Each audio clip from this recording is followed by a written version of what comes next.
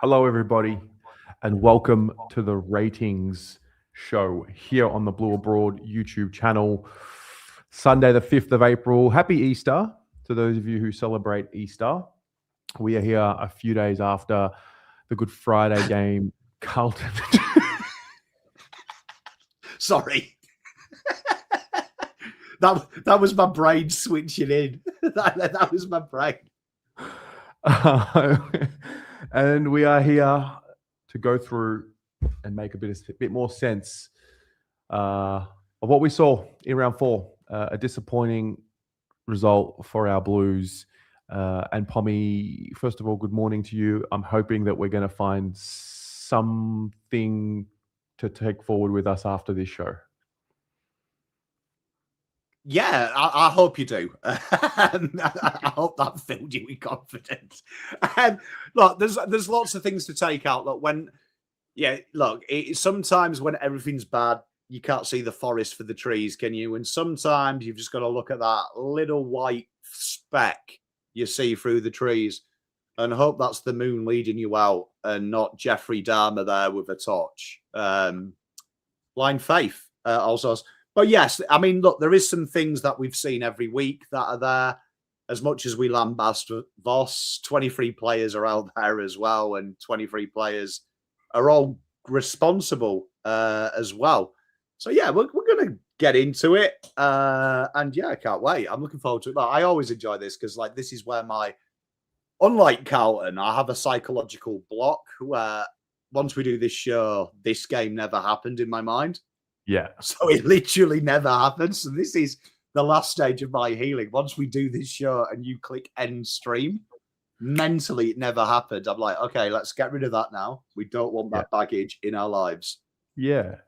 So when I watched the game again yesterday, when I go back, during the game day stream when we were doing the VFL watch along, I asked the question, I'm like, all right, well, what's actually acceptable? Like, what do you want to see as a supporter, in this game against the Roos? Or maybe it was the team show. And I was surprised that a lot of people had said not necessarily a win, but just more than, the first half performance followed by the second half fade out. I was actually kind of surprised. I was still, expecting the win going into the game, but a lot of people just wanted to see more than what we'd been given, so far. When I watched the replay, I actually thought there was the improvement in that second half, and they didn't kick 1 goal or 2 goals or 3 goals for the total second half. So from that point of view, okay, fine, tick. Even though in the first half I thought we were pretty poor, it was a very frustrating watch. But the way it fell apart in the last 20 minutes, just in the moment and in the 24 hours after, before I watched the replay, I was so enraged because of the way it fell apart again. So when you watch the replay, and Pommy and those of you, if you have watched the replay or if you've gone over the game mentally again, was there an improvement from the week before, or was it just worse in your mind?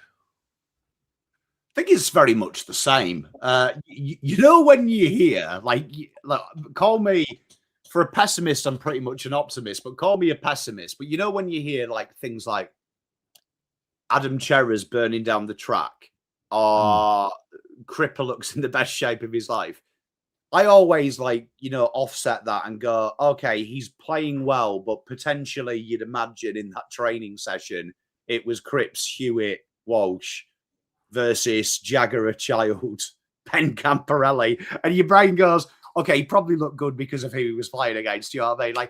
I say this to Fiona at Bomber Banter when she talks to me about how their players are playing in training. I'm like, you are 18th on the ladder, and they are playing the second 22 of the 18th team on the ladder. So effectively, they're ranked 400 in Australia.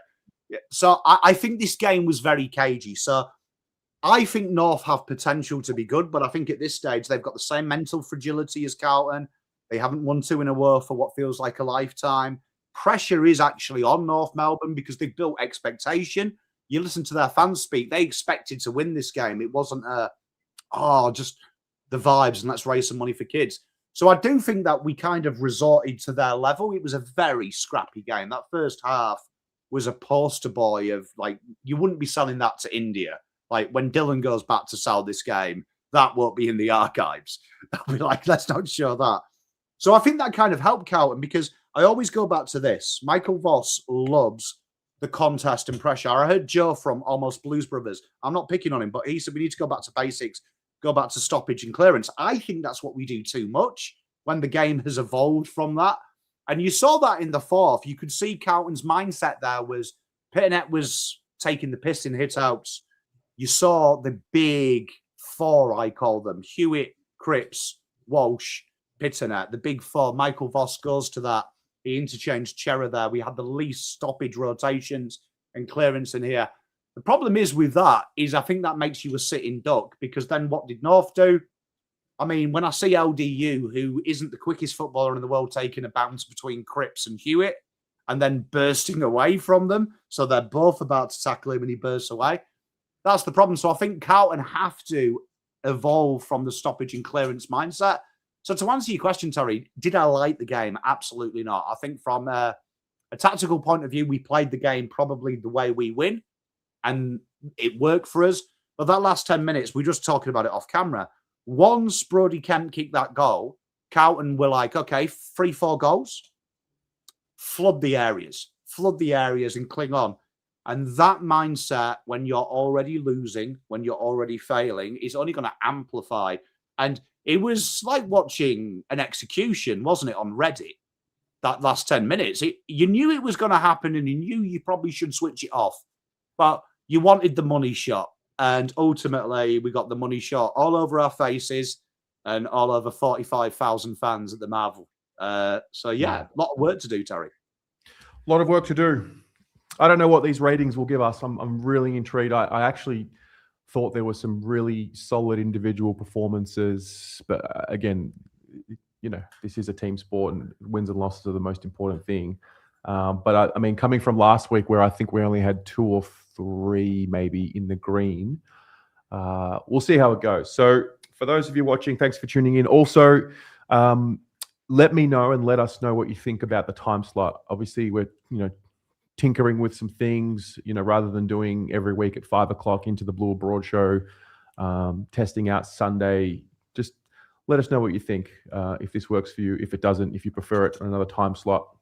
We'll do it when we can at our best to accommodate you. So, all right, Pommy, let's get down to business.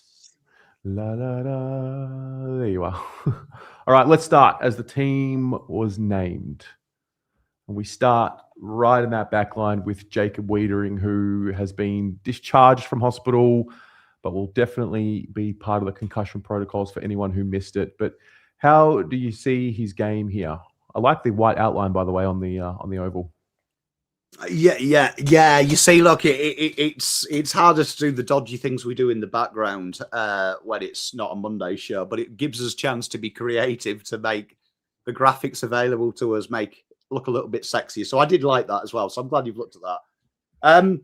So, I mean, look, he had his moments. Look, one thing about Jacob that is really annoying me, and I said it in my preview, if he plays back shoulder of Lachie or Trempath, game over. And what annoys me is he still reads the play incredibly well, still strong, one-on-one. And that's not where the game is controlled anymore. For me, it's the bad lack of authority in his game. He doesn't get ahead of his man. He used to lead his man. And this is a pattern I've seen with Weitering for 2 years. And I want to be clear on here. When you are being critical, you've got to be critical on the players that can have ceilings that are world-class. There's no point going in with the same way of judging Weitering like a Lewis Young, where Lewis Young's going to be a 5.5 footballer. And for me, he didn't steady the ship. And I felt at all times, all of the backmen we're going to cover now, the key back positions, were all vulnerable. Very good one-on-one, but this is where I want to see the old Weitering a little bit, the 23-year, 24-year-old Weitering, who he leads the key forward where he wants him. Suddenly you've got to worry about him. But that being said, I thought he offered the outlet and he did that well. It feels like I'm getting 70%. I'd love to know what chat feels. It feels like I'm getting 70% of Weitering. 70%. And I know the 30% is very scary when you're 1 and 3. But that 30% makes us 3 and 1. That's how good he is. So I thought when I was at the game on Friday, I thought he looked. I used heavy to describe him, but I meant heavy mentally, not physically. I mean, a lot of them I felt in the first half were almost bringing what we saw in the fade out the week before, and the fallout from 5 days earlier throughout the week. I sensed it within a lot of the senior guys. I thought Weiters looked a little heavy mentally, I guess, and even in some of the way he was executing his kicks. I mean, the disposal efficiency will look nice, but I thought some of his kicks were short. They weren't as punchy. And then get to the fourth, really unfortunate, like knee straight to the back of the head, pissing out blood. And yeah, look, it's just not nice for him, and we'll miss him. He's one of our most valuable. But yeah, he just still didn't. When he was on the field, I didn't sense he was at his confident self. Yeah, and to answer Matt Gandolfo's question, is it coaching or self-preservation? I think it's a bit of column A, a bit of column B. I find Australia media really fascinating with how they're split on the coaches. And I always go back to, I'll go back to the great Brian Clough here. He's a soccer coach in the UK, regarded as one of the greatest ever produced. And when he was asked, do coaches do much? Is it the players or the coach? He said, name me a solo sportsman in the history of the world that doesn't have a coach. He was like, there's your answer of how important coaches are. No one goes and wins majors in tennis, golf, any solo sport without a coach. They all have a team. Like now, them teams are huge as well. Like golf pros will have 6 or 7 different coaches, short game, putting, long game, mindset coach, things like that. So they're very important. So yes, you've always got to blame the coach. You've always got to blame the coach. You also got to blame the player. And players, when they don't have a plan, they don't have structure, will go to the native default. I think Jacob Weitering is very reserved. So this is not picking on him, but he will be naturally self-preservation because genuinely when you're reserved, you like to protect your space. You see them people in your social media. Some people run towards fear, anger. Some people hide. And then other people do this, don't they? They use the cop-out. I need to protect my space. And there's 3 different types of people. So with Jacob, I think it's a bit column A, a bit column B. I also think column C, don't think he trusts the people around him. So he knows to be the best version of Jacob is coming off my man, attacking it. Do I trust Wade, Derksen and Lewis, though, to cover me if I make a mistake? Probably not. So I think it's very complex with Weitering. Seen people talk about him being a father. I can't explain what it's like to be a father for a mother. I can't explain it. Like I've seen the change in my wife, but I haven't seen. I can't know what she went through. But I can tell you from a man, when you have a kid and that's coming, it is a very scary place.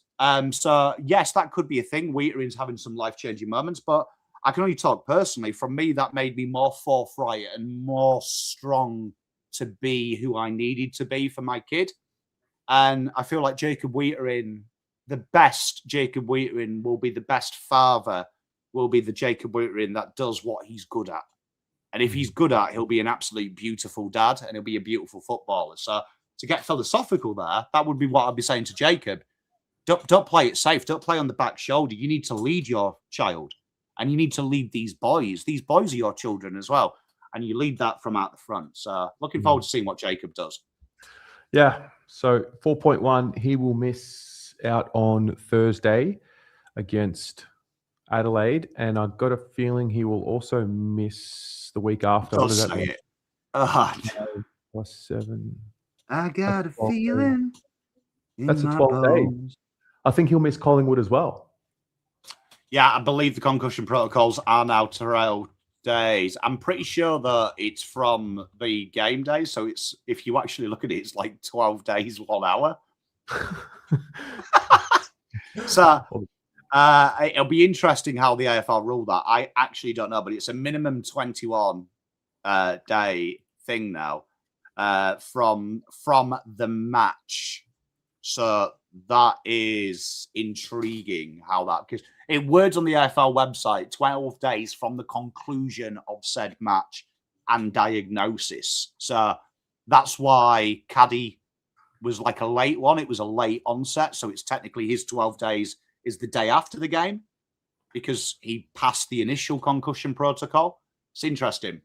All right. Wishing him a speedy recovery. Then we get to Lewis Young in this game. Obviously a different role given that Hudson O'Keefe was omitted from the team and Wade Derksen came into the team. This heat map already looks different for Lewis. Yeah, so you see, this is why we've got to be critical of Weitering here, because Weitering's playing that more lockdown role, that more fruitless role. When you look at players like Lewis and Wade Derksen's heat map, we're expecting a little bit more expansive play. Now, Lewis did also do the second ruck work as well, which was nice to see. Makes sense. He's a big body. With Lewis, though, this is where we judge him entirely different to Weitering, because his ceiling is nowhere near Weitering's. His ceiling is somewhere near the first floor of Weitering's 4-bedroom mansion. But there was some neutral contests where I really liked him bringing it to ground. But that's where, for me, the problems kind of end. And it worries me because there's little things with Lewis that are so simple to fix. It's like Mark, instead of spoiling, that takes pressure off because you retain possession, you get to reset. Thought he did what he did, but I felt at times our backline really exposed. And we're going to talk about a player in a minute that really did annoy me in the terms of the lack of leadership on the ground. So I thought he did it. This is where Lewis is, though. You want Lewis to break even, and that's how you would set up your tan. But yeah, in the ruck, it wasn't great. We have to be honest as well. So yeah, it was a tough day. But I think all the backline had tough days, because if you watch both backlines, I don't think were very good. Were very good. I felt like it was very easy to score against both. It was just getting the ball there. Yeah. The 50-metre penalty against him. Not that Dersma wouldn't have kicked the goal where it was initially, but I did feel for him. Got sucked in a little bit. Anyway, 3.1 for Lewis. Then we get to Wade Derksen. Made his debut for the Carlton Football Club. We loved it. We loved having him in the team. A great story. How do you think he went in his first game?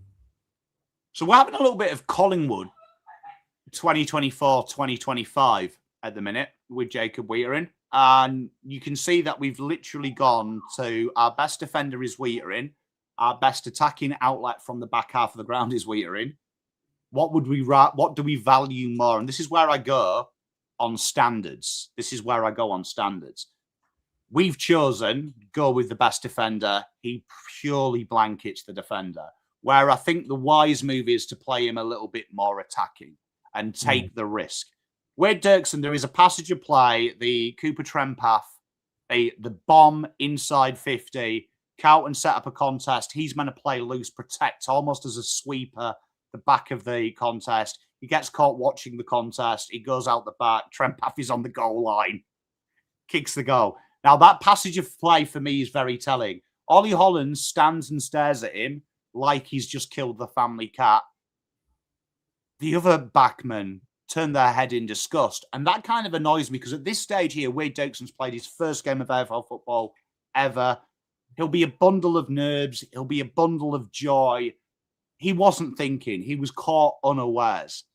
And it was fascinating watching Wade Derksen in this because I felt like he really went in his shell after this. But this is where I watched Colby McKercher at the end of the game. Talks about Clarko getting into him. He was sensational up to the half time. But he said, I made a mistake. I switched off. At this level, I can't switch off. I have to own it. Me and Clarko have a great relationship and we hug it out. And I thank him for bringing it up my attention. But I already knew, and my teammates had let me know about that goal kicked on me.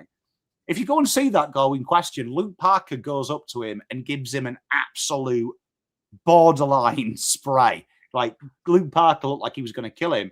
Then Sheasel comes up to him, ruffles his head and goes, okay, boy, it's okay. We'll go again, yeah? You can see the difference. I felt sorry for Wade there because literally you look at Ollie Hollands' face. He looks at him with like this look of contempt. And I'm like, as a leader, that's where you don't. That's where you don't. Yeah. Well, he got a 3.1 for his game. I do have to pick up on here. Equality, that's a ridiculous assertion, though, because that, for me, what you've just said, and I respect you loads, but it's taken an injury for Derksen to get a game, right? It's a ridiculous assertion because standards aren't ever built on excuses. So if at this stage, once you sign the dotted line, 44 players have signed up to prepare to go. It's like a soldier going over to war and going, oh, but when I signed up, I just thought it was comradeship and banter, and we'd maybe be stationed in Germany and put our tans on. Now I'm in action and I don't want to be here. You sign up for a reason. So that's why the standards, the old army motto, ready to go, same as the football. So for Wade, he has to be criticised for that, even if he's not ready, because he's put himself in that position. That's what I'm saying. That's where Weitering, Young, he mentioned Youngie in his pre-game, that Youngie's been a big help to him, getting him up to speed. Ollie, he's got the responsibility as the kick out. That's where you want them to go and go, look, Wadey, mate, I understand you're overawed, but you need to be here, because in-game teaching is more important than coaching. You know what I mean? In coaching. Because coaching only does theory. In-game, that's where the boys have got to get into him. And they don't have to be mean. They've just got to give him the feedback, because you can see he was hurting. Wade looked like he was going to burst into tears, and I felt for him. So just, it's got to be high level. I don't want to hear any excuses this week, because the club are shit, because there is always excuses. There's always next year. Got to be firm on them, because they are men. They are adult men. Well, there was an interesting bit there with Chris Davies on 3AW. I want to play a good chunk of it on the Blue Raw show tomorrow, but he referenced communication out there on the field and how it breaks down. You know, when things on the field start breaking down, he noticed that one of the biggest issues is that the communication stops as well. It's one of the first things to go. So lots to address. Sorry, I have one of the greatest stories there. I'll bore you all, but a great mate of mine used to work with Liverpool, right? So he worked with Liverpool for about 5 years, right? Yeah. Then he ended up getting a really good job at Wycombe Wanderers. So he got a massive promotion, more money, a dog's body job at Liverpool, got a big job. And we were having a beer one time. I never forget, there's a player in England that England fans hate called Jordan Henderson, right? Because he's not sexy, he's just rugged. And he said to me, the biggest difference from League One at the time to the Premier League is communication. And he explained it this way: shit players are so worried about making a mistake, they can't even think about a team. They're more inside their head going, oh, I need to pass here and pass here. He said the greatest player he's ever seen, and he put him up there with Gerrard, was Jordan Henderson, because he said Jordan Henderson acts as a commentator, but also a coach on the ground. He is continually talking. In the game, when he has the ball, he's dictating traffic. He's yelling, get down the right wing, get down the... Pick up your man, pick up your man. And he was like, that's the difference between greatness, mediocre, shit. He was like, your ability under pressure to always tell other people what to do and where to be and be aware, it engages them. And he was like, that's why Jordan Henderson is a lock for the England team. When we all hated him, he was like, yes, he's shit in the things you want, goal scoring and stuff, but he's worth 5 people on the field. And that's how he described him. And I don't think we have the Jordan Henderson. I don't think we have that guy who can communicate.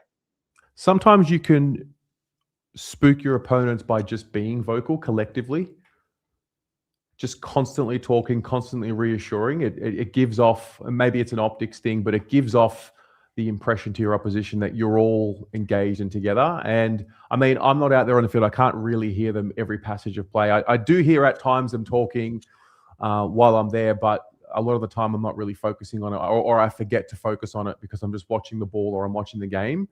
But definitely you could see them go into their own heads in that fourth quarter.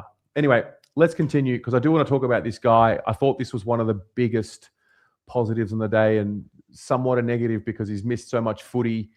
I think a lot of us talked about how much we do miss him, his ability to be a coach out there and make intelligent decisions, his ability to kick the ball, but it's really good to see Nick Newman back in action for the first time in a long time. I think this is the third time in his time with us that he's come back after a long time out. Firstly, I want to give him praise. When Carlton, historically over the last 2 years, make mistakes down the channel, the first person to lose their head and be indisciplined is Nick Newman. Like, genuinely, how many 50s did he give away a couple of years ago on this very show? We talked about it. He used to complain. But what I love about him is the composure, the calmness under pressure. He used the ball relatively well. But more importantly, he understood when to slow things down. He understood this is too quick now. We need to slow it down. This needs a switch. I was very disappointed. That first quarter, we saw him up on the wing, and I really like that because I feel like that is the way we get out of this mess. We need 2 attacking wingers. We can't have defensive wingers because it makes us go in. And we'll talk about some of the players that I'd like to see dropped in the next couple of slides. But this is where you need to be. Safety nowadays in modern day sport is being more aggressive. Arsenal just got knocked out of the FA Cup. You watch their last 30 minutes. Absolutely woeful. It's Arteta ball 101. Don't concede, don't concede. When you don't want to concede, you'll concede. And they've been terrific defending this year by being almost ostentatious and disregarding the defensive aspect, which makes it incredibly hard. Love this guy. So I think what's amazing about Newman is he's solid, not game-breaking. And that turns me on. This football club has an obsession with Weitering, Lachie Cowan, because they see stars. What wins you flags, though, is these types of players. And Newman, for me, calmness. Love him. Love watching him. Yeah, no, even drifting forward and reading the play to kick the goal at a time when our forward line just wasn't functioning cleanly. The way you said it there, that the focus on the stars, that is a big cultural thing at Carlton, isn't it? Finding I forget who it was who referred to our previous team as 6 main characters and then everybody else. I think a guy like this helps break that cycle. I love watching him play. We are Star FC. We're Star FC. We're Star FC in every aspect, on and off the field. You know what? When we're having a little bit of struggle, you know what? We bring back sticks. We bring back Dull. We bring back a star. We don't bring back a role player. Yeah. We now want new leadership at the football club, so people go with ex-professional footballers, Fitzpatrick, and we talk about it. We are obsessed with star power. And really, I use the quote that I used to overuse at university a lot when I was first starting out, but that is, roles are literally the black background that just makes a star brighter. If you look into space, deep space, the stars are brighter than they are in front of galaxies and auras. There's a reason for that. You need at least, I would say 70% of your team needs to be role players. The rest just needs to be that point of difference. Nick Newman, for me, excites me because it means I can play someone else. And he's going to protect him. Love Nick. Great. Whatever they do with the future, and they're obviously going to turn to the youth and the rebuild and all these things. I think where we got it wrong last time was having not enough senior players to help out the youngsters as they came through, and B, not enough of the good ones, whether they had them on the list and let them go early or didn't recruit the right ones. I think this is the perfect kind of guy to have to really teach the next generation. So it's good to glaze somebody. What do you get? 6.7. Very good. Yeah. Very solid. Very good. Very good. Very good. All right. Lachie Cowan. Oh, so last week it was sort of that defensive halfback heat map. This week, what was the core difference in his game? You know what? Petra's just nailed it there. And I know he's given Cowan a pep up, but he's spot on. Sometimes know what you are. Sometimes the best stage of this is a life lesson for you, because I had to go through this in my 20s. Sometimes when you accept who you are, everything's better. And sometimes that person isn't the person you want to enjoy and be. Sometimes it's someone that you've just got to own and find a way to love who you are and accept you are a flawed human being. And that way, once you have that acceptance, you can scale it back, the bad things, and improve the good things, and improve your skills and try and avoid doing anything that's bad. And that is the cure of addiction there. That is the cure of addiction for you. But Lachie Cowan, I couldn't agree with Petra more that we're almost trying to bring him into a different role, and it's against his skill sets. And you can see it. You can see it that he's playing this kind of pseudo stopper role, but then he's been charged with the most dangerous kick in that hot spot there. That's not Lachie Cowan's game either. So this is a real fascinating one. You know what annoys me about Lachie Cowan? I've noticed it. If I had to give you a sentence 5 years ago when he was my favourite player in the draft, It was, he is proactive, not reactive. I would flip that now. He is reactive, not proactive. Interesting. And that kind of concerns me. So that is probably a little bit of where we are as a football club. It's probably a little bit of where we are in a game system. So yeah, annoys me. Should you buy a manual or auto? As a man that learnt in a manual and there was no such thing as autos when I was there, mate, go auto. It's like driving on the PlayStation, bro.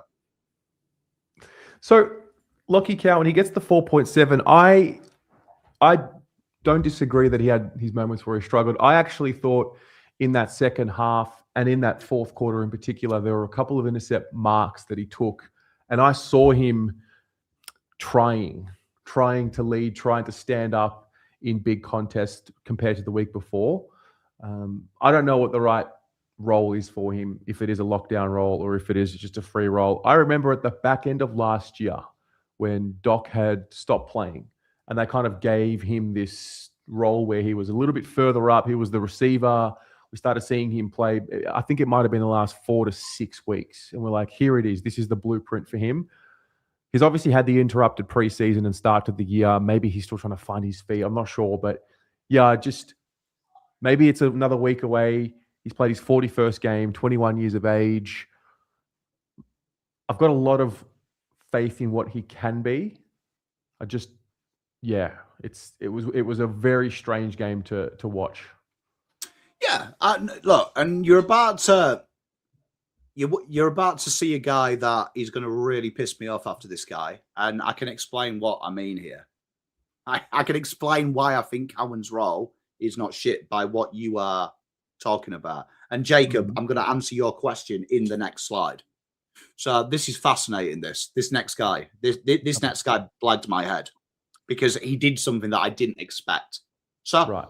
Jordan Boyd. So when I look at Jordan Boyd, what do I think? Carlton fans overrate his kicking immensely. Not saying he's not a good kick, but he ain't in the best 50 kicks I've seen in AFL football. But I will concede at Carlton, being 125 makes you fucking world class when you're playing with these pigeons. But I watched this game here and I watched Nick Newman's game and I instantly was like this. Okay, cool. The best teams when they rebuild have shadow roles.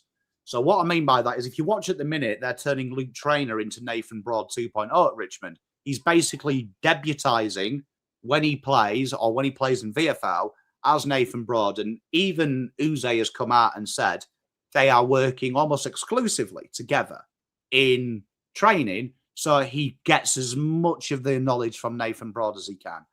Nathan Broad going through the videos. Uze was talking about they do one-on-one video sessions where Nathan Broad watches his game and says, this is what I would have done. What would you have done? Why did you do it? And I was like, okay, that makes sense because I can see the similarities. Carlton, we're kind of shadowing the role, but we're almost picking the best 23 players that we have, regardless of role. Now, Jordan Boyd this week played half a game in a lockdown role. I want to give him a congratulations because I've seen Jordan Boyd ever since he played for the Footscray when he used to play forward. Tackling ain't his bag, baby. Defensive accountability ain't his bag, baby. Thought he was absolutely sensational. But this then goes back to my next point. You can't play Ollie Florent and Lachie Cowan if you're playing Nick Newman and Jordan Boyd. And you want them to flourish.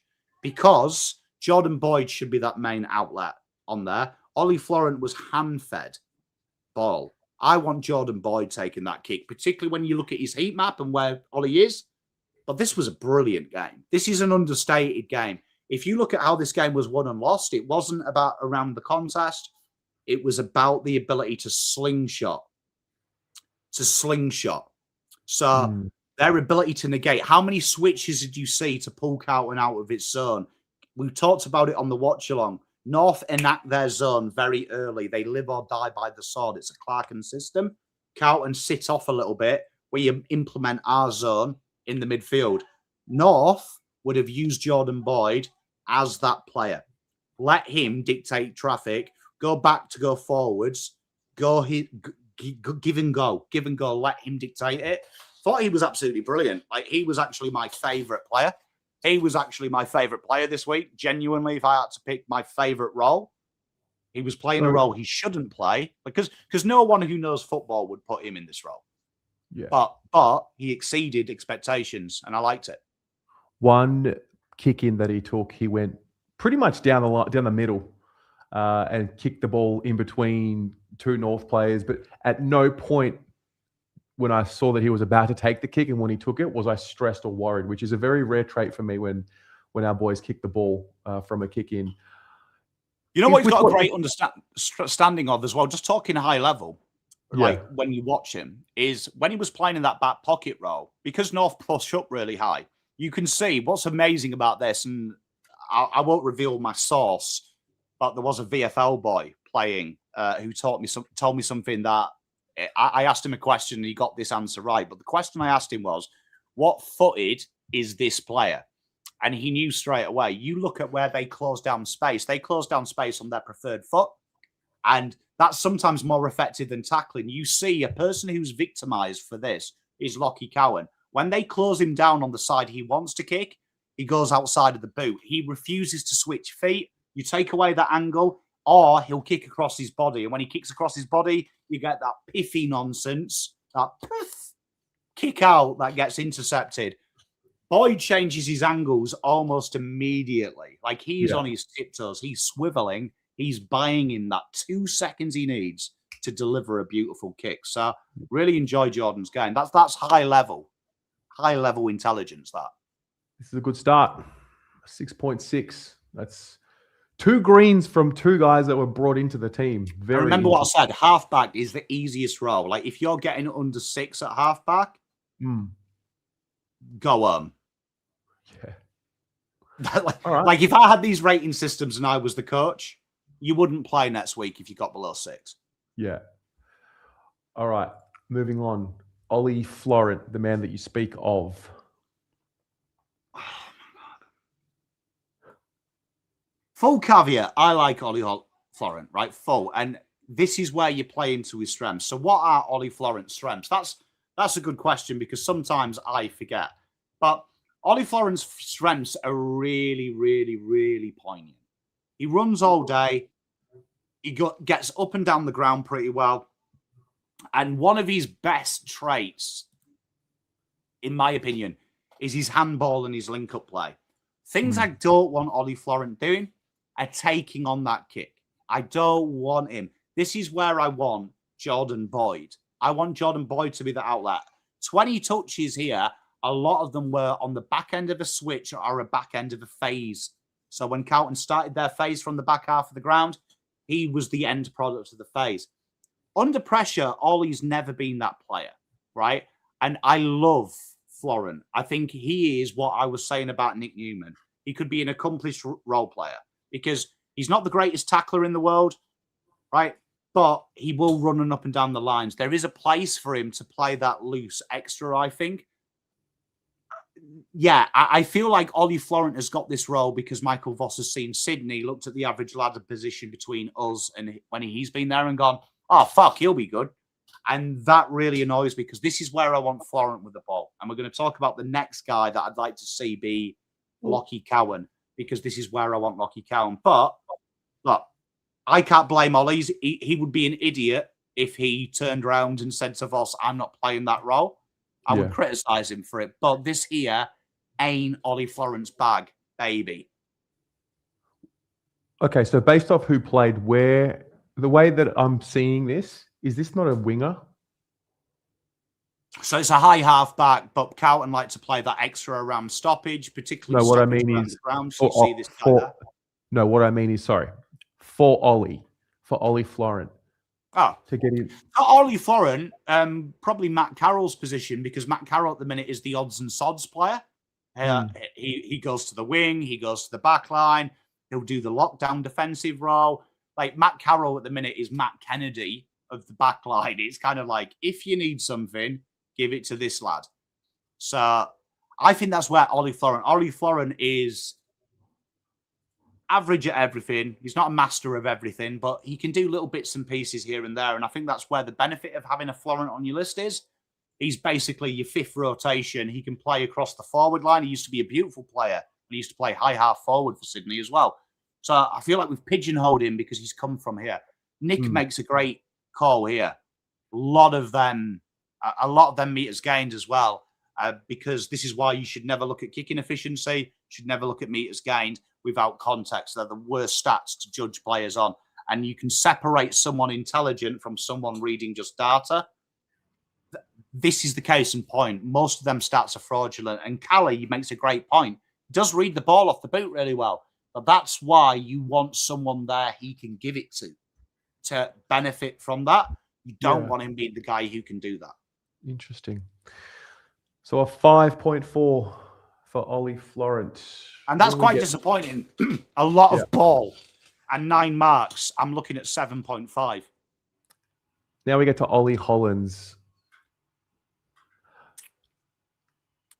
Look, I see it. I love Ollie. He works hard, but this is where it is. The running power and the ability to link up in chains, it gives Carlton drive. The negatives is the polish, though. And this is really fascinating to me that Ollie's never been dropped and never gone to work in VFL. And now we're at the stage where it's ingrained, Terry. It's ingrained in him. We know that at times, if there isn't the short option, he's either going to do one or two things. Just put a big Gary Owen down the wing. Or option number 2, he's going to try and do that finicky centre pass, which puts us in a world of trouble. And I'd love to play poker for his wages with Ollie because he's got the worst poker skills in the world. I know where he's going. He sells it with his body language, his body position, and his face. This is fascinating me because you know who I would love to work with Ollie Hollands? I'd love Cade Simpson to work with him. Love Cade Simpson to work with him because Cade Simpson had all the traits Ollie did. He wasn't the greatest and the most precise kicker. It was something he developed towards the end of his career. This is what I'd love Cade Simpson to work with him because that's probably his role. He's never going to give up. He's going to work hard. And Cade Simpson is the master of building a 400-game career, just being who you are and maximizing your strengths and negating your negatives. But this, again, if you want a role here, this is Jordan Boyd and this is Matty Carroll full-time. Or, heaven forbid, this is Lachie Cowan. I want Lachie Cowan to give me something different, right? I want Lachie Cowan to play the give and go and get going forward and being a little bit more proactive in that kind of role. But look, Ollie, I love what I'm seeing here. The marks, the outlet. That should mean to me, AFL rating, a lot of them marks uncontested. It means he's the outlet of the phase. So they're usually the players that cut you apart. Your Blakeys. The 5 tackles, phenomenal. Because Florent playing the similar role, 0 tackles. Brilliant. But so this is got to kill it. This is the part with Ollie that's really tricky because for a number of reasons. Last week, a lot of criticism around the team. No one's running hard enough to create an option. I thought Ollie Hollands did that well this week. And so you can only reward the guy that's working hard enough to give you an option. So I thought you tick that one off. He runs to the right places. He does the unrewarded running. The disposal, obviously, at times can let him down. It deflates us in moments. He's played 69 games, right? I remember his first 2 seasons, similar traits. Maybe he's probably getting less of the ball, but similar traits, works hard. And then I remember the rhetoric of the balance of, okay, he's a kid, so you got to keep putting games into him and it's going to develop. We never dropped him, as you said. Now we're at this point where he's just ticked over that level where he's no longer the kid. It's like, oh, you know, he'll be okay. So should we have dropped him then? Should we drop him now? I mean, he's doing the effort things well. The execution lets him down at times. What's the right balance here? Because you want to reward what he's doing with his running, but you have to work on the execution as well. Mate, amen. Couldn't agree with you more. There is a happy medium, obviously, but to me, it's the standard. And Nick makes 2 great comments, Nick Rads. One of the funniest things I've ever seen, Ollie Hollands knocking Mackay over. There is a bet if Carlton wants to take it. I did say that I'm willing to do a pre-season content that someone just kicks the ball along the ground. I don't think Ollie knocks me over in 2 hours. Genuinely don't. And that's no offense to Ollie. Shouldn't be happening. But Harry went down like it was a sniper bullet.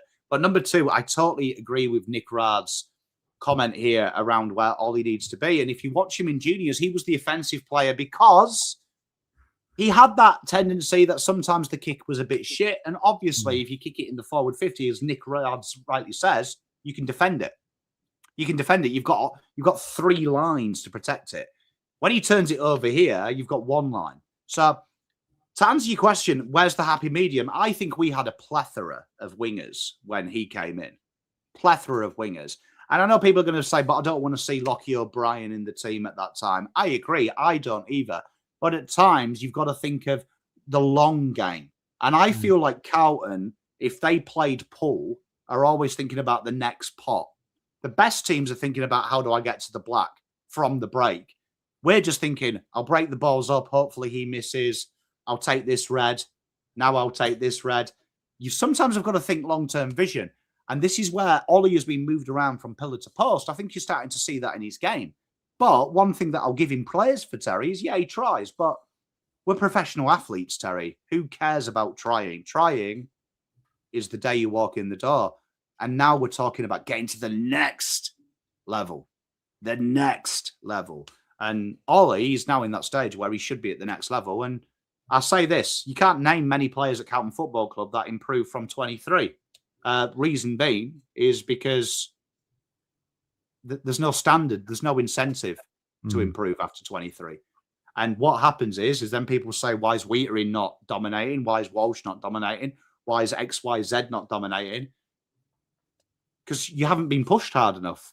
You've been given the world. And I'm not saying Ollie's been given the world, but I'm saying, I think in other clubs, he would have probably played 40 games, 30 games, Terry, and gone and worked 3 or 4 weeks on his craft in the VFL, give him his best position and help him out. And now he's pigeonholed because he runs. Well, and Voss needs someone not to break down. Yeah, and you can't drop him this week. Yeah, because the VFL boys are taking fucking piss. The VFL boys... I mean, the VFL was the worst thing I've ever seen because I just saw 16 AFL listed players, apart from Flynn Young, say to me, senior boys are so fucking shit. As long as I get through, I have to play. And I remember the great Cooter. I remember having a coffee with him 4 years ago. And one thing that always sticks out is Cooter said that if you had a shit game on a Friday, Saturday, the first thing you did in Sunday was you opened up the Herald, looked at the VFL report, and you prayed that the guy who was doing your role in that didn't have a good game. You prayed. I was like, that doesn't happen here. like that won't happen here. And like he used to say about the Nerbs, because they used to play before, sometimes you'd watch them before and you'd be like, fuck, he's flying. It motivated you because you knew that if you weren't quite on your game, you were getting the arse next week. And that's our culture of our football club. Stay around long enough, you will get games. Yep. Having said all that, it was a 6.1 for Ollie Hollands, which I'm pretty sure is his highest for the season. It is. And that's very important to see there, what I've said. If you do everything okay, halfback, it's very easy because 90% of the stats for AFL are volume-based. And in today's game, your volume should be mid-back half. So you should be able to do it. So well done, Ollie. That being said, but it needs to be better. Yep. There's our third green, as Jen has pointed out. Good to have you with us, Jen, darling. Beautiful, Jen. Beautiful, Jen. Beautiful soul. Maddie Carroll, AFL rating of 12.2. Hands in heads, Pommy. Oh, God. All right. So I want to be a full caveat here. I know here at Carlton, I know we have this culture of getting excited, right, about him. I want to put this out there. Matt Carroll is ceiling very good. Not going to be your best player, but there is so many traits there to like, right? He's neat and composed in tight. He never panics. And one thing is when he gets beaten in a one-on-one or on the ground, he takes it personally. Like some of them chase downs were fantastic. Watching him chase and never give up was nice. That's the good. Love his attacking flair, but this is again why are you playing him here? See Ollie Hollands. Matt Carroll ain't the greatest ball user. Matt Carroll is a volume ball user, and every team has them. Everyone always says, "Oh, our kicking shit." I watch every other team and they go at 100%, and I'm like, you don't watch football. As soon as you say the biggest problem with Carlton is kicking, I know you don't watch other teams. because there is a lot of teams out there with players who have atrocious hand-foot skills, but the system hides them. Matt Carroll needs to be playing on the wing. Matt Carroll and Ollie need to be as high up the ground as possible because of their abilities. Gav's spot on. His ability at mid-wing half-forward, them 4 touches there, 2 of them generated scores. Because when he's there, he just takes off. He's got no regard. He just takes off. And that is the guy that I want. That is the guy I want, because when he's playing safe, he's under trouble. But he can be incredibly influential. And we really undervalue these players, Terry. As a football club, if we don't want, it's fascinating. And I can explain it. Michael Voss is a superstar. I reckon if you asked Michael Voss, you gave him truth serum, and you said, how did you win all them flags? He would have been like, because I'm fucking brilliant. That's how he thinks. He thinks like a superstar. His brain can't rationalize that there was 17 players out there that probably sacrificed their roles for him to be a superstar. This is where you want it. You want Matt Carroll being Sam Davidson. Go out there, have fun. It's all about Marcus Bontempelli at the Doggies, but it's not when you watch them play, because Riley West will hurt you. Oscar Baker with his shit mustache and doing that celebration will hurt you. Sam Davidson will. The value of when there's an opportunity to win the game, you take it, you do it. I can tell in Michael Voss's mind, just the way that the back line has had the ball, he has his favourites. He has the guys he believes have almost the aura. I'll use a young person's word. My kids keep saying aura, 6, 7, shit like that. Evidently, aura's the new word. So we'll be cool for a second. He wants aura players, where to me, I think Matt Carroll should be, if he's the game winner, he's the game winner. And he's got game-winning traits. I'd rather sacrifice someone else's job. So, yeah, it's good. But, again, backline, how many players have we done so far, Terry? 7? 1, 2, 3, 4, 5, 6, 7, 8, 9. 9. I would say only 3 of them have played the role that I think actually benefits them. And the other 4 who are playing it, it's just because they're superstars or have superstar aura is why the 3 are playing it. Yeah, so he's 20. Well, see what I just said about Ollie Hollands. Matt Carroll, 20 years old, and just played his 20th game. He's in this phase now, from my lens, where it's like you want to get games into him.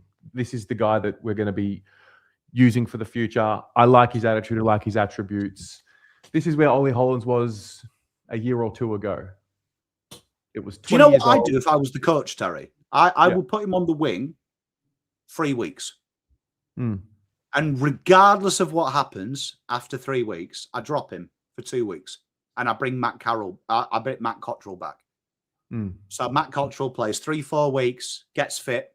I drop him. Why? Drop him for 2 weeks. Why? Sam Mitchell told a story about Ward the other day. Absolutely fascinating. One of my favourite stories was on the press. And he goes like this. He goes, what I loved about Josh Ward is he'd have 2 good games and for no reason whatsoever, I'd drop him. And he was like, sometimes he didn't deserve it. He was like, and then he'd come back in the team and he'd play 4 games and he'd have a really good game. I'd drop him. And he was like, the reason I did this, he was like, was one to see how he'd react and how hard he'd work in VFL. And he said every time he dropped him, he was the best on ground in the VFL. Never questioned it once. And he was like, then I told him at the end of the season, I did this because he was like, I wanted you to, 1, know that you don't deserve birthright playing the game. And 2, to value improving, even if you feel like you're being ignored. That's what I do with Matt. I would be like, right, Cottrell, come in. This is what you've got to work on for me, Matt. I need this ironed out, this ironed out, this ironed out. You do it 1 week, I don't bring him back. He does it the second week, he comes back in. And Cottrell is under the illusion, you have got the credits in the bank, but Carroll is going to be the guy. Carroll's going to be the guy, but I'm thinking 2027. I'm not thinking 2026. So, but I agree with you. He needs game time, but he needs game time with restriction. So he always knows he's winning. He always knows he's working. Because I see a lot of issues with our 23s and overs. They have stagnated, not because they're shit, not because they're rubbish, but for something different. You look at Nick Austin, his previous job before the Doggies, right? No one talks about it, was Richmond. Dimmer, mentioned Nick Austin by name when they won their flag. The difference between Richmond and us, they develop players. There is an expectation, a hunger, a championship pedigree. You don't get gifted games. That's Hunger. the difference. It's a great word. Hunger. Yeah. So that's what happens. And I don't blame them. I was 23, Terry. Tell you what, if you blew smoke up my ass at 18 and said you're the fucking best golfer I've ever seen, and it did actually, ironically, I became a drug addict. But you eventually get the praise and you're never taught to want it and want it a little bit more. Eventually, I would have been at 23. Fuck it, man. Look, the fans love me. Coach loves me. Got money in the bank account. Got the monogram on my chest. Just got it given to me. I've got the supermodel wife. I've made it, baby. But you can see the difference in some of the other players that haven't had that. So you've got to make sure it's always hungered. I'm not picking on Jagger Smith, but he's got a 5-year deal for 3 good quarters. And I don't think Jagger Smith's the mentality that he'll fuck about. But did it need to be done today? That's my question. Did it need to? Just 5 years at 19, sorry, 24, 25. The hard part of your 20s is already done. So, yeah, I just question it. So that's what I do with Matt. All right. Play with his brain a little bit because I know this guy's got something that the other player's done. He was delisted. Some of them other players, if they delisted, would be working in Bunnings now, doing sound bites on 3AW saying that we're wankers. He didn't. Yeah. He's a 5.9, good work. Yeah. It was 0.1 away from a green. Is that right? Look, to be fair, the big thing for him is because it was a very defensive role. If he had Ollie Hollands' numbers and that amount of uncontested, 7.8. Wow. Okay. Moving along, we're going to get to Patrick Cripps, the skipper. So this is where you just see in system. Like me and Paul had this conversation this week, actually, on a phone call, that I reckon at some point someone's looked at Carlton's numbers and said, you can't have Adam Cherra, Hewitt and Cripps with Pitnet in the centre 90% of the time. And Voss has gone, okay, cool. Love the data. I believe in you. Dick's out. We're going to go dimensional. We're going to be dynamic. And then he's thought about it and he's just pointed at pictures of Cripps, Hewitt and Cherra and gone, I want that one. I want that one. And they're like, are you sure, Vossi? We could have speed. We could have pizzazz. We've got the best ball winner ever in Cripps. We can handball that to good players. And he's like, no, I want that one. And I feel sorry for Cripps because Cripps, he's been unduly punished, I think, by the Carlton fans because his contest work is still there. He battled. He tried to influence. The problem is Cripps is a very rhythmical player. He gets into habits. And right now we're splitting him from being the main on-baller to the guy playing at the defensive side to them playing on the offensive side, just because we have this obsession with fitting Cherra and Hewitt in there. And it's affecting his game. And you can see the AFL ratings likes it. You look at how George Wardlaw played 55, 60% of the game time. He's got a set role. We are now in the era that if you're a contested specialist, the world doesn't care about you. You're the old toy. Throw him away. Throw him away, right? This is where, for me, Cripps has just got to go into that next evolution because we're still in that system. I guarantee Michael Voss, in his tiny little mind, that's a bit harsh, minuscule little mind, thinks if Cripps has 30, Sam Walsh has 30, we win this game. That's his mindset. But in reality, we should be thinking, who does Cripps give this ball to? He's got God-given talent at winning the ball. It's not his role. And I felt in that third quarter when Carlton went a little bit up in gears, particularly in the fourth is real case in point. Cripper, do it. Cripper, do it. Some turnovers. That's not his fault. He needs someone very strong at that football club to give him a hug and just say, look, you've done everything for this club. Now, you're the waiter. You're the waiter of this football club. You've got an honour. You get to lead these troops into the next generation. Just want you to win the ball and give it to the other boys and trust them and back them up. Yeah. And I feel for him because this isn't his game now. He can't do it. It's not his fault. So in 2024, when he won the Brownlow, right? I remember the rating shows that year pretty clearly. And one of the biggest things which we thought we were seeing was the evolution of him in the way that he was leading. He was not necessarily always the focal point, but it seemed like the timing of when he inserted himself was getting better and better. And he was making others around him better. And by virtue of that, he was actually getting in better positions. He was kicking more goals. I watched the footage of him in the rooms after the game. I think it was the Channel 7 interview on screen. I just looked into his eyes and I was like, I really do. I mean, I feel for everyone involved.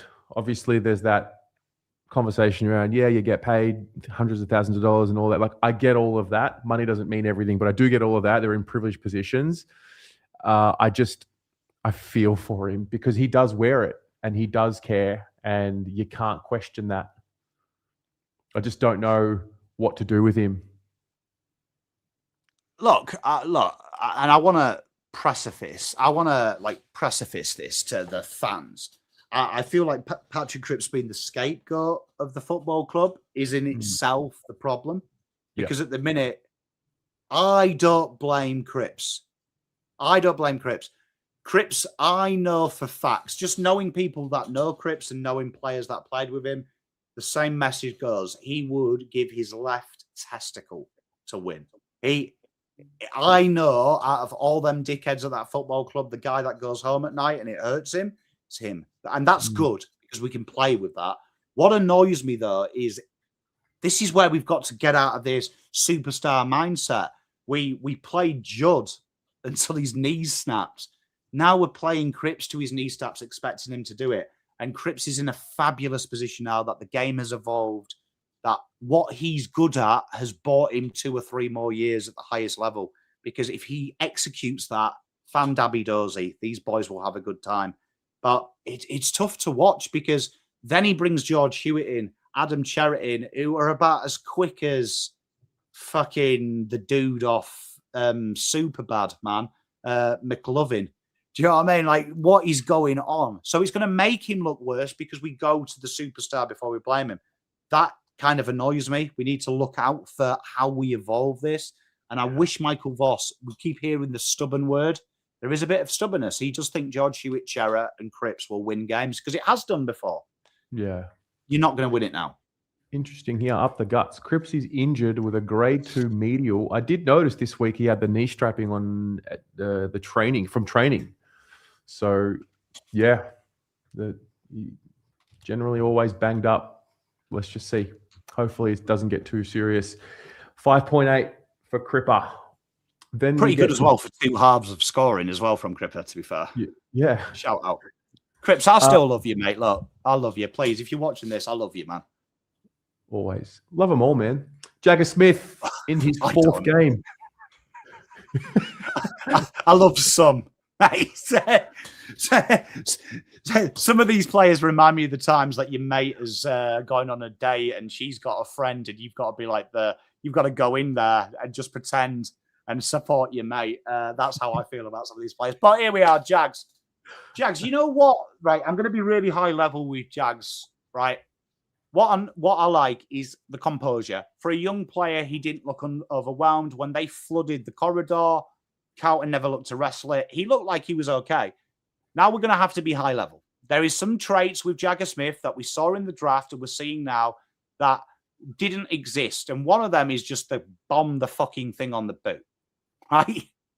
And that is the next layer there. That is where I'm looking at the development. Because I'm telling you now, Jagger Smith is by Flemington ahead of any footballer we've ever had at this football club in 20 years from a draft perspective. For Jagger to get to that level, that is where he's got to. And I know people are saying, but Pom, it's game 4. Fuck game 4.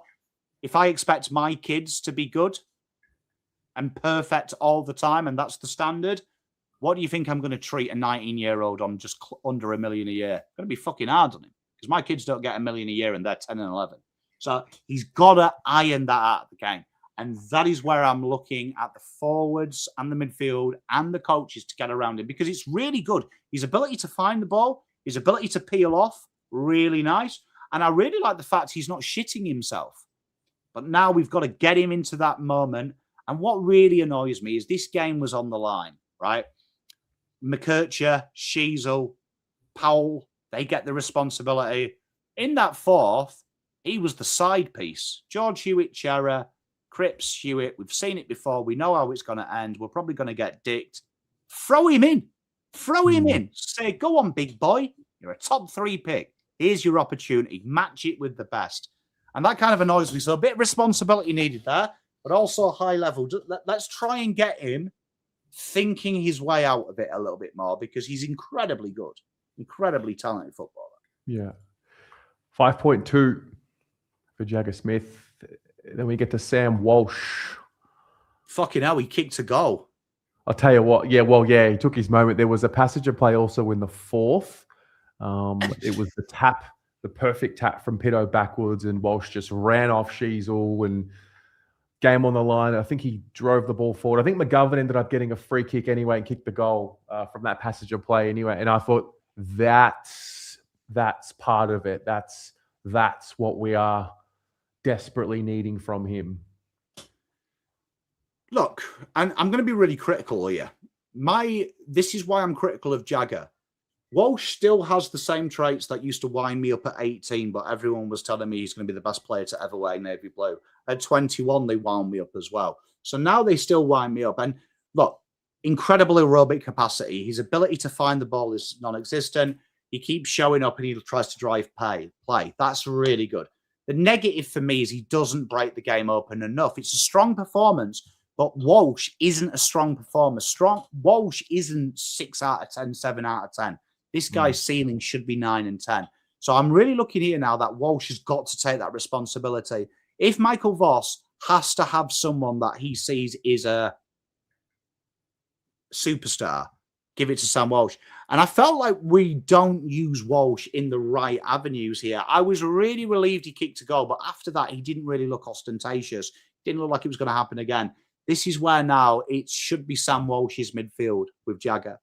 And there is some levels here I want to see some real improvement from Walsh. You don't have to pull the trigger all the time. Go back and watch Mark Murphy when he won the Lee Matthews medal. Terry will love this. Go and watch him. That was a shit team, bro. That was a shit team.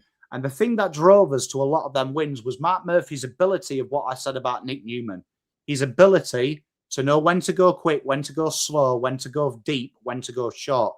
Sam Walsh has got that in his IQ. At the minute, it feels like he's overcoached and he's told, if there's nothing that presents itself in the first 2 seconds of seeing the ball, punt the fucker to the pocket. And Sam Walsh is the number one guilty player for that horrible kick into the pocket. That's about knee high. And that's not Sam Walsh. That is coached. That is coached. That is the forward coaches, midfield coaches, and the coach talking about running patterns. So Sam Walsh is finding that. But I agree with Gav. This guy's got the ability to kick 30 goals a year. Run in and kick it. Jagger does it. He hasn't got the legs at the minute. But Sam Walsh has got it. So I'd like to see Sam Walsh. If I was coaching next 4 weeks, Patrick Cripps is banned from having 20 or more touches, and Sam Walsh gets dropped if he doesn't have 35. Well, and it would be all going through him. You're going to learn by fire. Cripps might need a rest. If he's actually got a knee injury there, he might just need a rest. Well, if he's got, a medial grade 2, was it? That's not a Mickey Mouse injury. So, one, if he's playing with that, the club are fucking idiots. 2, if he's putting his hand up to play with that, look, he's a hero. And number 3, if no one is pulling him aside and saying, what a perfect opportunity for us to change our mindset. Patrick Cripps no longer the guy. George Hewitt's going to have to be the dog's body. Wouldn't that be a change? Yeah. Wouldn't that be a change? Do something different. One thing I also wanted to highlight with Walsh, it was after the Kemp goal in the fourth quarter, after the spillage, crowd was up and about. I saw him. He was lining up as the sixth forward, the half forward, pushing up at the stoppage, and he was so demonstrative with the forwards to make sure that they didn't over-celebrate and just to lock back in. Haven't seen too much of that. Or maybe he's been doing it, I haven't noticed, but it stood out to me because I was sitting on that end. So anyway, he got a 6.5 for his game, which is solid. I guess kicking the goal. Well, that's the difference, isn't it? This time last week, he didn't take that opportunity to kick that goal, which was gettable. This week, he hit the scoreboard, and I guess that's a big difference. Look, mate, goals are paramount. The best teams have spreads of goal kickers, and that's important. It's got to come through midfield. Mm-hmm. Sorry, 24. Hang on, 24, 25. Okay, George Hewitt. Oh, Georgie, Porgy, Puddy, Pokey. Right, so here we are. This is the issue here with Cripps' game, right? This is like we're trying to pigeonhole one guy in the team between two people because we have an obsession. So this is a real hard one to watch for me because last year we were complaining that George Hewitt was our senior outlet player. Do you remember me taking the piss out of that and like going, it's just mind-boggling? Yeah. So now he's gone back to his defensive role, which incidentally is his best role. Defensive work, brilliant. His effort around the ball is good. But the thing is, it's bad because it's like I saw Up the Guts talking about Cripps not chasing Pickett. Cripps hasn't got a fucking Scooby chance of catching Pickett. Neither has George Hewitt. So this is where, if you're playing it on that defensive side now, these players generally, if they play with a slow player, have someone that can run and chase. So we tried to manufacture that in the fourth quarter with Taylor Byrne, right? Which I think Michael Voss might watch this show because I was like, I would have given Taylor Byrne to Pickett. Like, give him, say, you want to learn, bro, learn from the best, learning exercise, and you've probably got the tars to keep up with it. You're starting to see it now because a lot of tackles, a lot of marks, not much distribution. A big part of the reason that we lost this game, you can be king of wishful thinking. Let's just be incredibly positive all the time. It's 250s that cost us the game and dubious free kicks. In reality, though, where I like to live, right, it was Carlton's set up in the fourth, particularly around stoppage and clearance, that we were basically sitting ducks because they were just so much quicker. So you kept doing the same people all the time and not having a go at George Hewitt. It's not his fault. He can't make himself quick, but the coaches should do.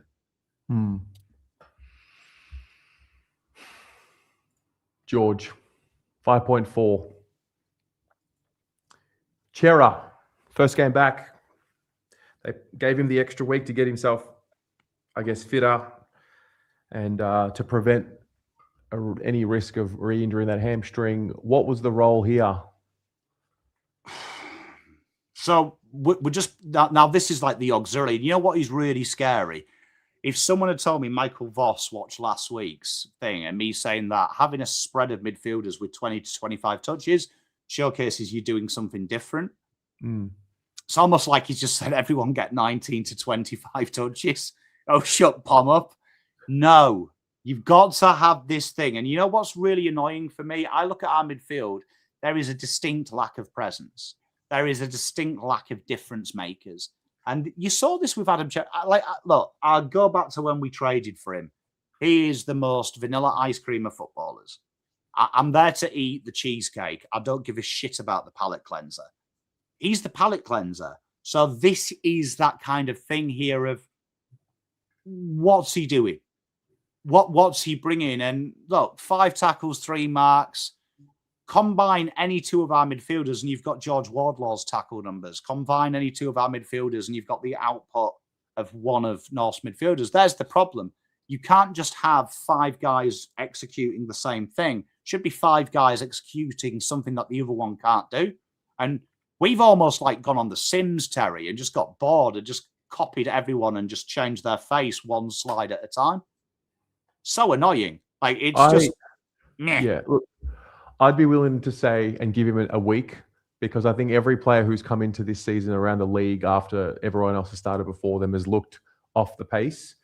I don't think Chera will be any different to these guys. He's not really a quick burst player as it is. Like even Isaac Rankine struggled when he first got back into the team this year. Totally different players, I understand. Rankine's fucking out, Terry. It wasn't comparisons. No, but what I'm saying is the guys that I come agree. back, I'm just saying. Yeah. Fucking hell. So, yeah. I wonder how this role evolves for him as he gets back up to speed. But hopefully we don't see Ainsworth in the back pocket, and it could be Chera. You just know. Although they were joking in the press conference around Chera playing fullback, so that's great. It might actually come true. Oh, God. Nothing would surprise me anymore, Terry. I'm actually beyond shocked. Yeah. Next up, so 5.2 for Chera, Elijah Hollands. He backed it up. He did it. He backed it up. And look where he is. So last week I was heavily critical saying that our wings need to change. And we did change. Yep. I'm very impressed. Michael Voss changed 75% of the wing, made it worse. But there was 25% that will make me watch next week. Lidge out in space, having a little bit of hunger, getting the game going. The energy and the connection is there. His link-up play is good. And you know what's really dangerous is he's always looking to do the dangerous thing. The consistency is bad because every good thing he does, he has them quiet patches where he drifts out the game or he makes a mistake. But in a world of an imperfect game like AFL, that's what I like Lidge on the wing for. Because when them mistakes happen, you've got 4 lines to protect it. But you're waiting for them moments. And he is a moments player. Really like this. Please, Michael, whoever takes over next week, can this guy just live here? Just live here in where we need to be. So after his first 2 games, we were talking about how he just seemed to not be with it, the speed of the game. I think he's been the biggest, the person who has benefited most from the bye, because he's just taken a breath, settled himself. He was excellent last week, albeit in a devastating loss. Yes, of course, but he backed it up this week, which was important. And it just looks like away he goes, and good on him. Happy for him. Great to see. Love seeing the Lidge. And there it is, 6.5, ticking along. Then, Pommy, we're going to get to Francis Evans. Wow, 17 disposals. I don't remember him having that much of the ball. There you go. Sometimes I just think I'm living in an alternate universe that's just trying to wind me up as maximum as possible. And it is. You know, like the Truman Show. If someone told me that, like, it's the Pom Show, I'd probably believe it. But I've just gone too far down the rabbit hole to see sense. Look, Franny, this is a weird role. So, like, almost a pseudo winger, high half forward. See what we did with Lidge. He was everywhere. Now, this felt like we've got another problem. We've got star bias. We also have regency bias. If you have 2 games, for the next 10 games, we predict you are a superstar. I love Francis. I feel like we're dining out on them 2 games the back end of the year and expecting Francis to do that every week. It's not where he wants to be. He needs to be in the forward line. And our forward line was desolate for a large part of this game, partly because Francis Evans was playing back pocket. Yeah, look, I don't like these bits and pieces players. I don't like bits and pieces roles. For me, it's a bit wishy-washy. It's a bit like, like you could go to the dentist if you have toothache, or you could go to a witch doctor who burns lemongrass and punches you in the face, and you just hope your toothache gets better. That's how it feels. Like, go to the dentist. Don't go to the witch doctor. Feels witch doctory, this. I didn't like it, Terry.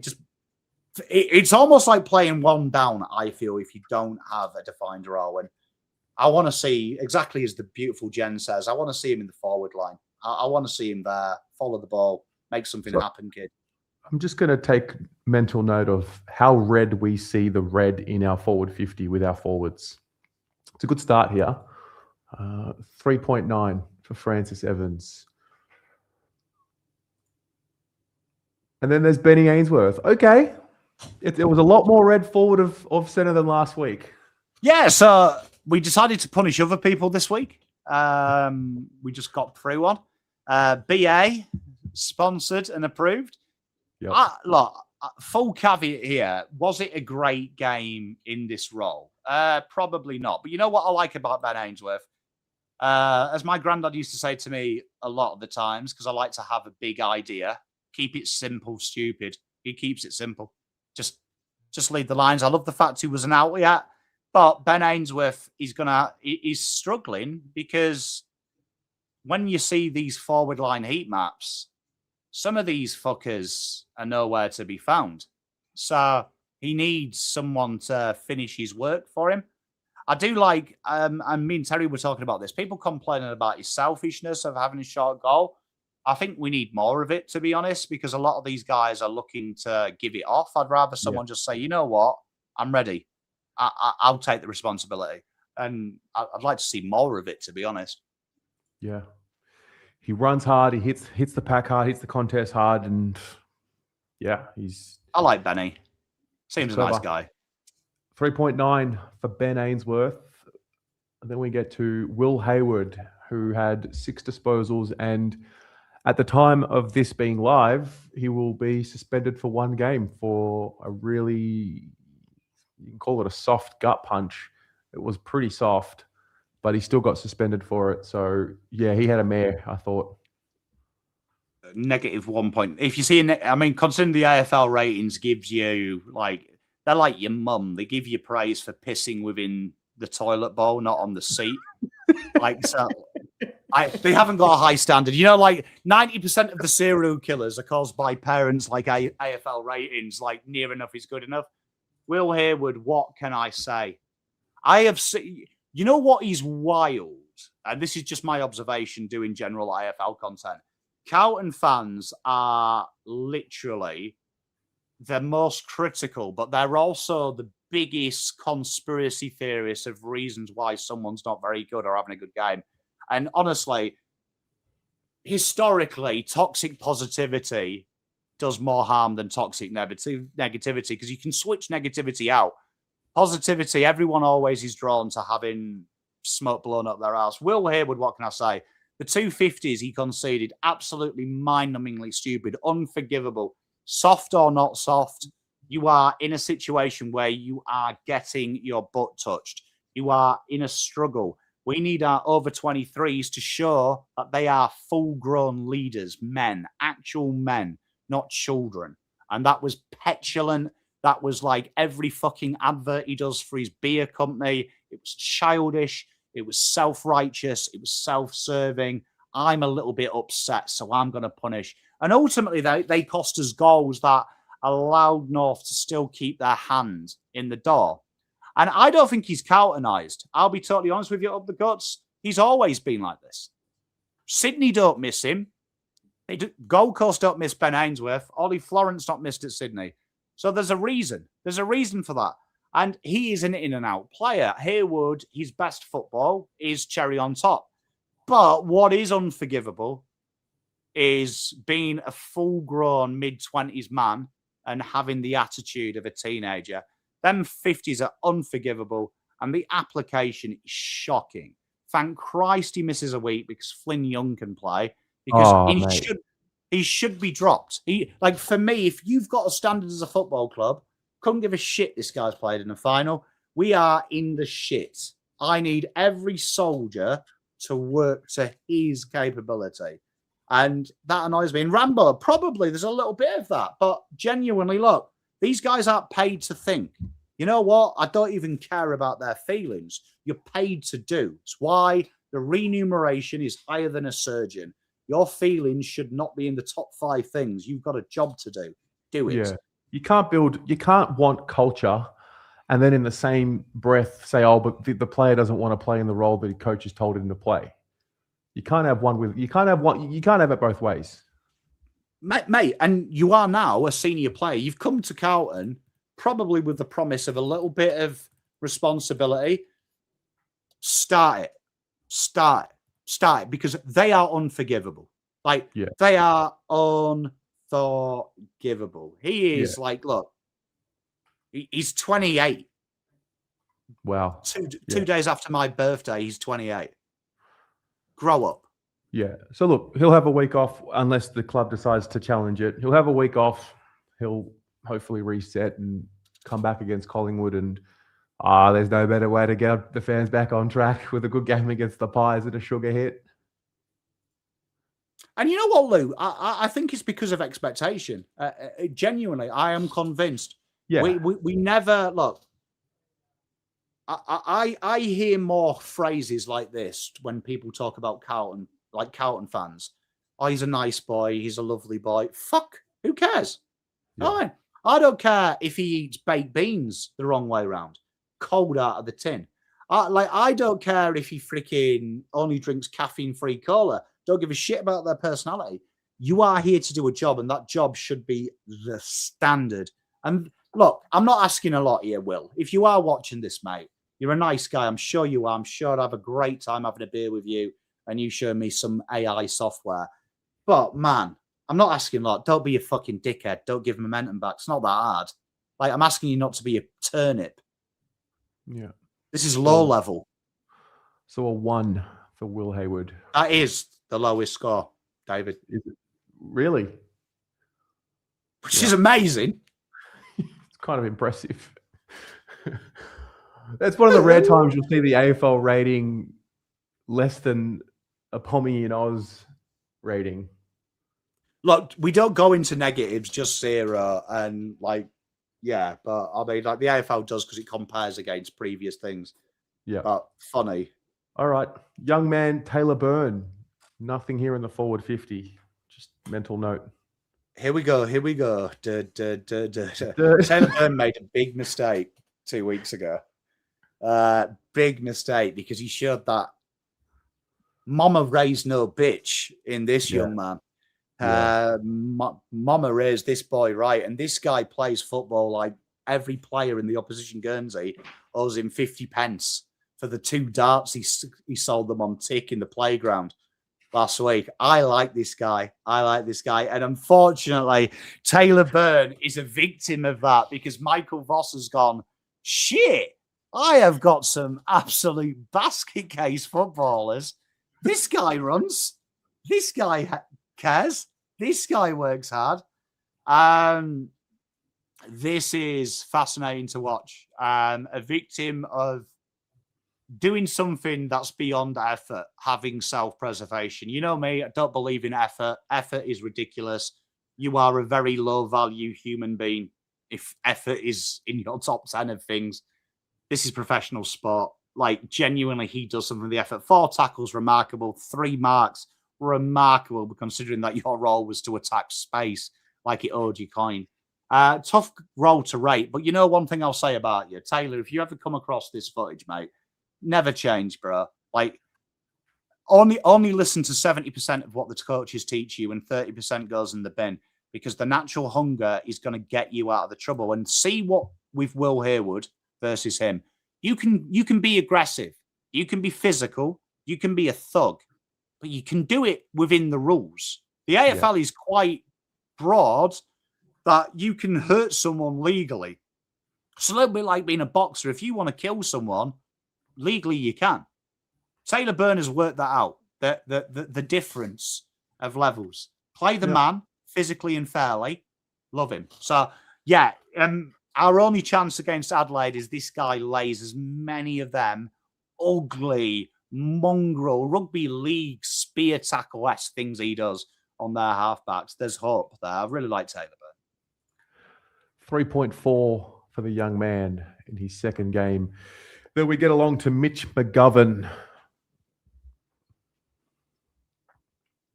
I saw people give this guy 3 votes this week. And I was like, Jesus. People been sipping on gin and juice.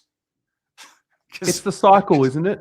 With Mitch, it's been like, you know, he'll have like call it a breakout game or like a really solid game. The next week he'll be solid, but not as good as the first week, and then it just starts dipping, and it's just we start going into this wave. This one was Carlton.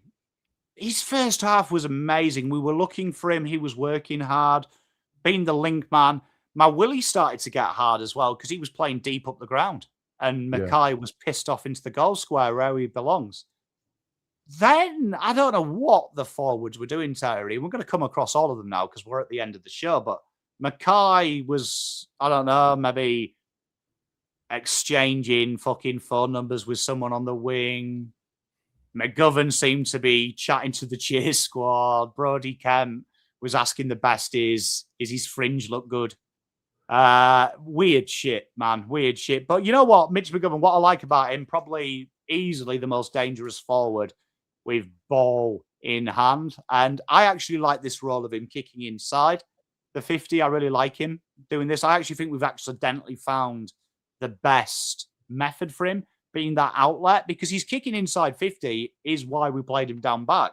He hits the target. So I actually like it as the conduit role. So, yeah, look, and also worked quite high up the ground. The tackles were good. They were kind of not great tackles, but they were good. I liked it. Look, all in all, not great, not bad. Not bad. Bit of meh. 5.4. Then we get to Harry Mackay. Something really interesting about Harry's games that I've noticed. Take a notice of his first shot on goal. If he kicks the goal, he's on for the day. His very first contest. If he misses, you just see him fluctuate for the rest of the game. I think you're brilliant. Equality, just to answer your question, my good man, he needed to do a massive poo, I believe. Gav will like I've got that in, because Gav, every time Carlton players go down the room, says they just need a poo, don't worry, even if their head's hanging off. But it did look like he did need a poo, because he went down, he was there like 10 minutes and came back totally fine, but he changed his shots. So they were different shots, they were clean ones. So I think he did do the number 2, no injury there. But Harry, I agree with you. You know, the thing that worries me about Harry is he's in the goal square and he looks quite dangerous, the first half, like when he got them goals. But then it's almost like we've got like a button, the panic alarm, Team America.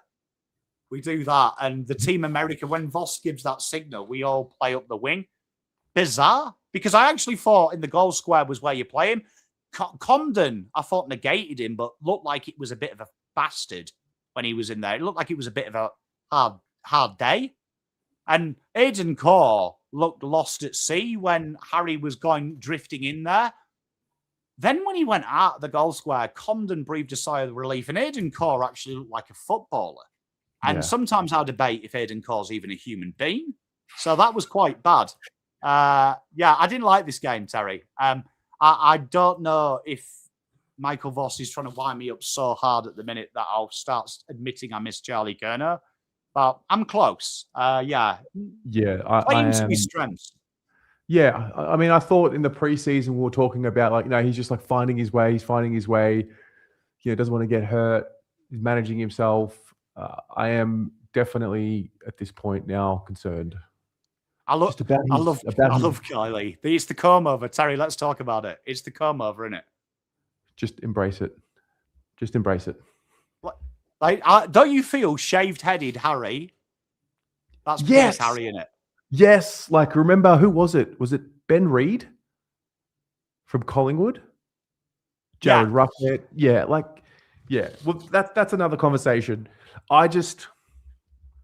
Maybe I want something that's not there.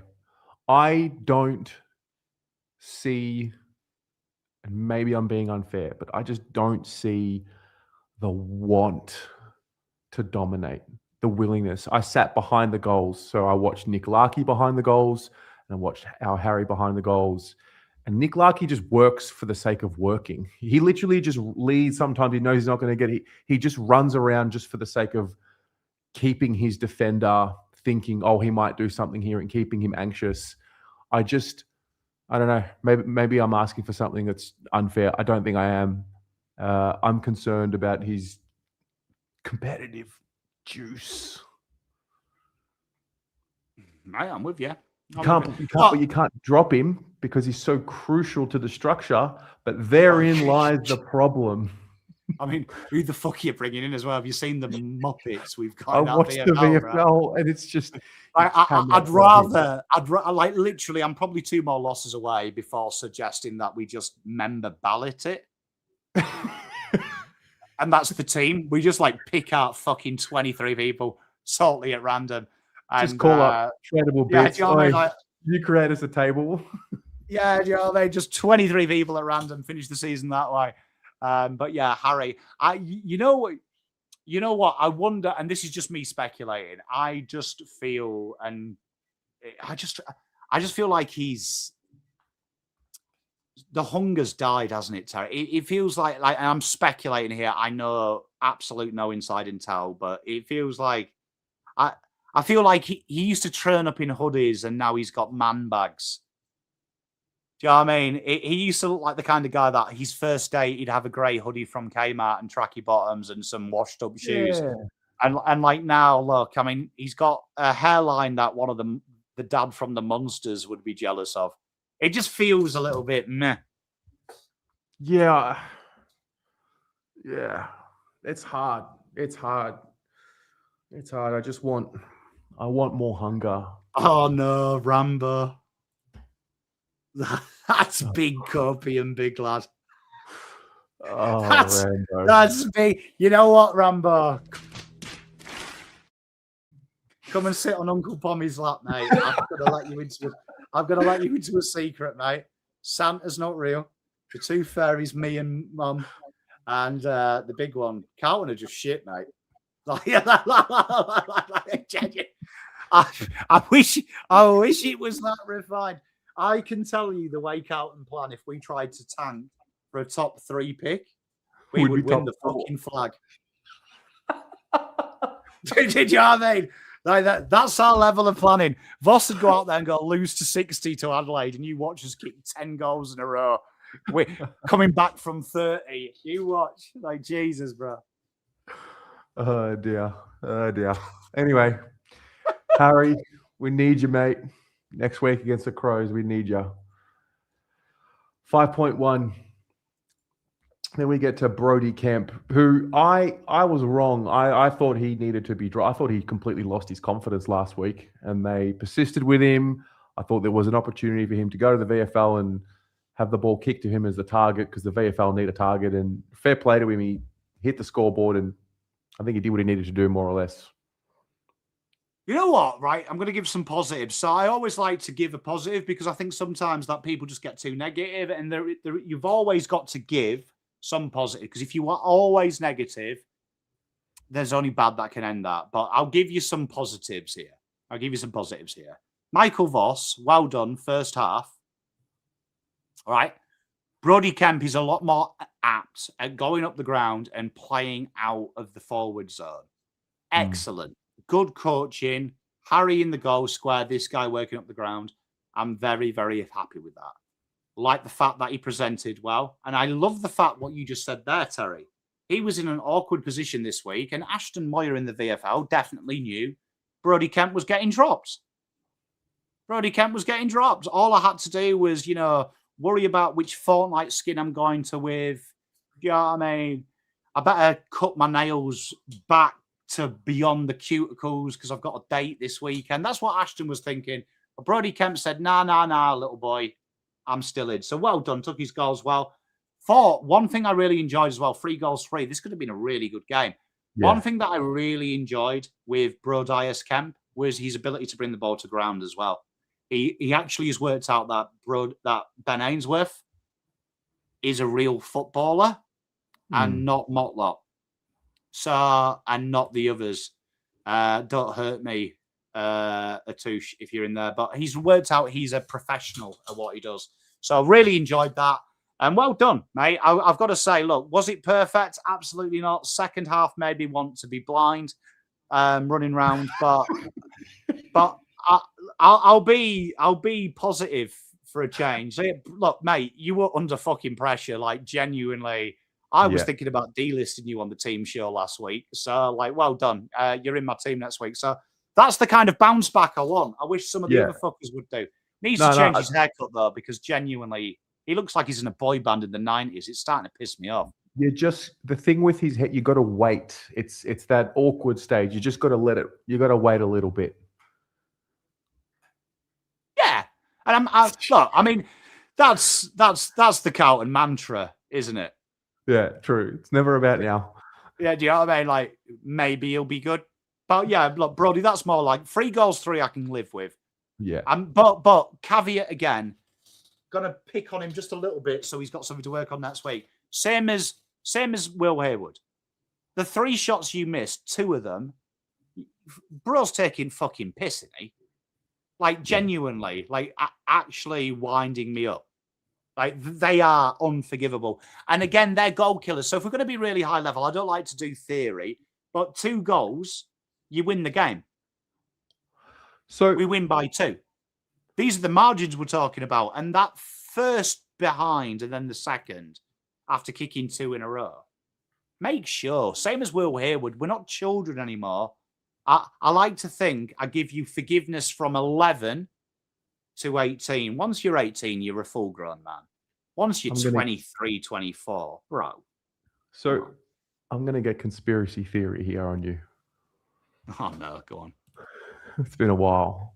So it's been a while. I was talking about Jake Riccardi a few weeks ago. Mm. And I'm like, I wish I was kind of like, if Kemp can look at the mold of Jake Riccardi for, some sort of a role moving forward, he can pinch it in the ruck. And then before our very eyes, we saw his very first centre bounce attendance. Do we think Brody Kemp is on the way to starting to be that Jack Silvani in the ruck role? You know what? I don't hate it, Terry, and I'll say this. We saw Cripps in the ruck this week. I mentioned it last week. So, Brody, you've got to change something up because at the minute, Carlton have just got we can't play a 2-ruck system. We're not playing a 2-ruck system. We can't play it with the makeup of our list effectively. Liam Reedy, you look at it like genuinely, like Liam Reedy, he's so far away, he's lonely. And he had probably his best game in the VFL, but it wasn't good enough.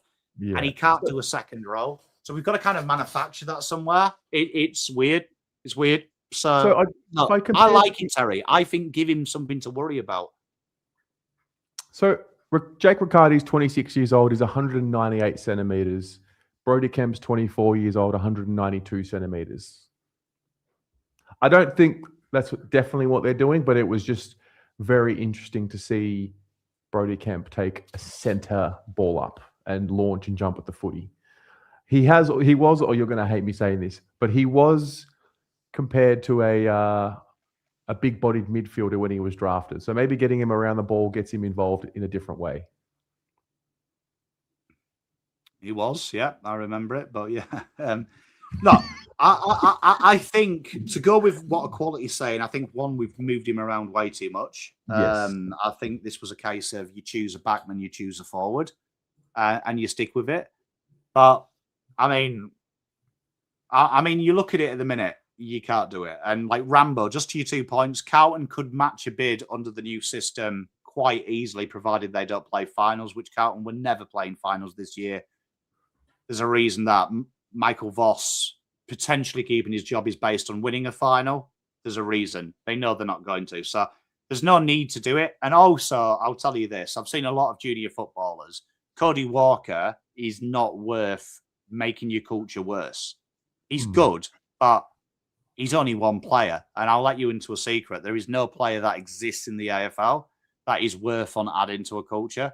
So it's fascinating. But like, on your point of his tall playing in the ruck, I do think Terry's got merit in what he's saying. So I saw people take the piss out of it when Terry said it last week, and then someone had a go at me for saying it about Cripps. Look at how the ruck system works at the minute. The teams that are playing 2 rucks are getting away with it because they've got an incredibly agile ruck. Liam Reedy is just basically an uglier version of Mark Pitternet, but can move quicker. So if you play them 2 together, the midfield is flat-footed. Like, genuinely, Cripps, Chera, Hewitt is just a ticking time bomb. It's basically saying a 100-point loss. Add Reedy into that mix, 150-point loss. So Carlton have kind of got to get creative. So I didn't hate Cripps in there this week because a lot of teams' second rucks now are what Terry's describing. Riccardi's rucking more because they've got a very cumbersome ruckman. They can't play 2. And Harry's a great call, Rambo, but the problem is the PCL risk at the minute. If Harry has a PCL, it's game over. Like, genuinely, it's game over.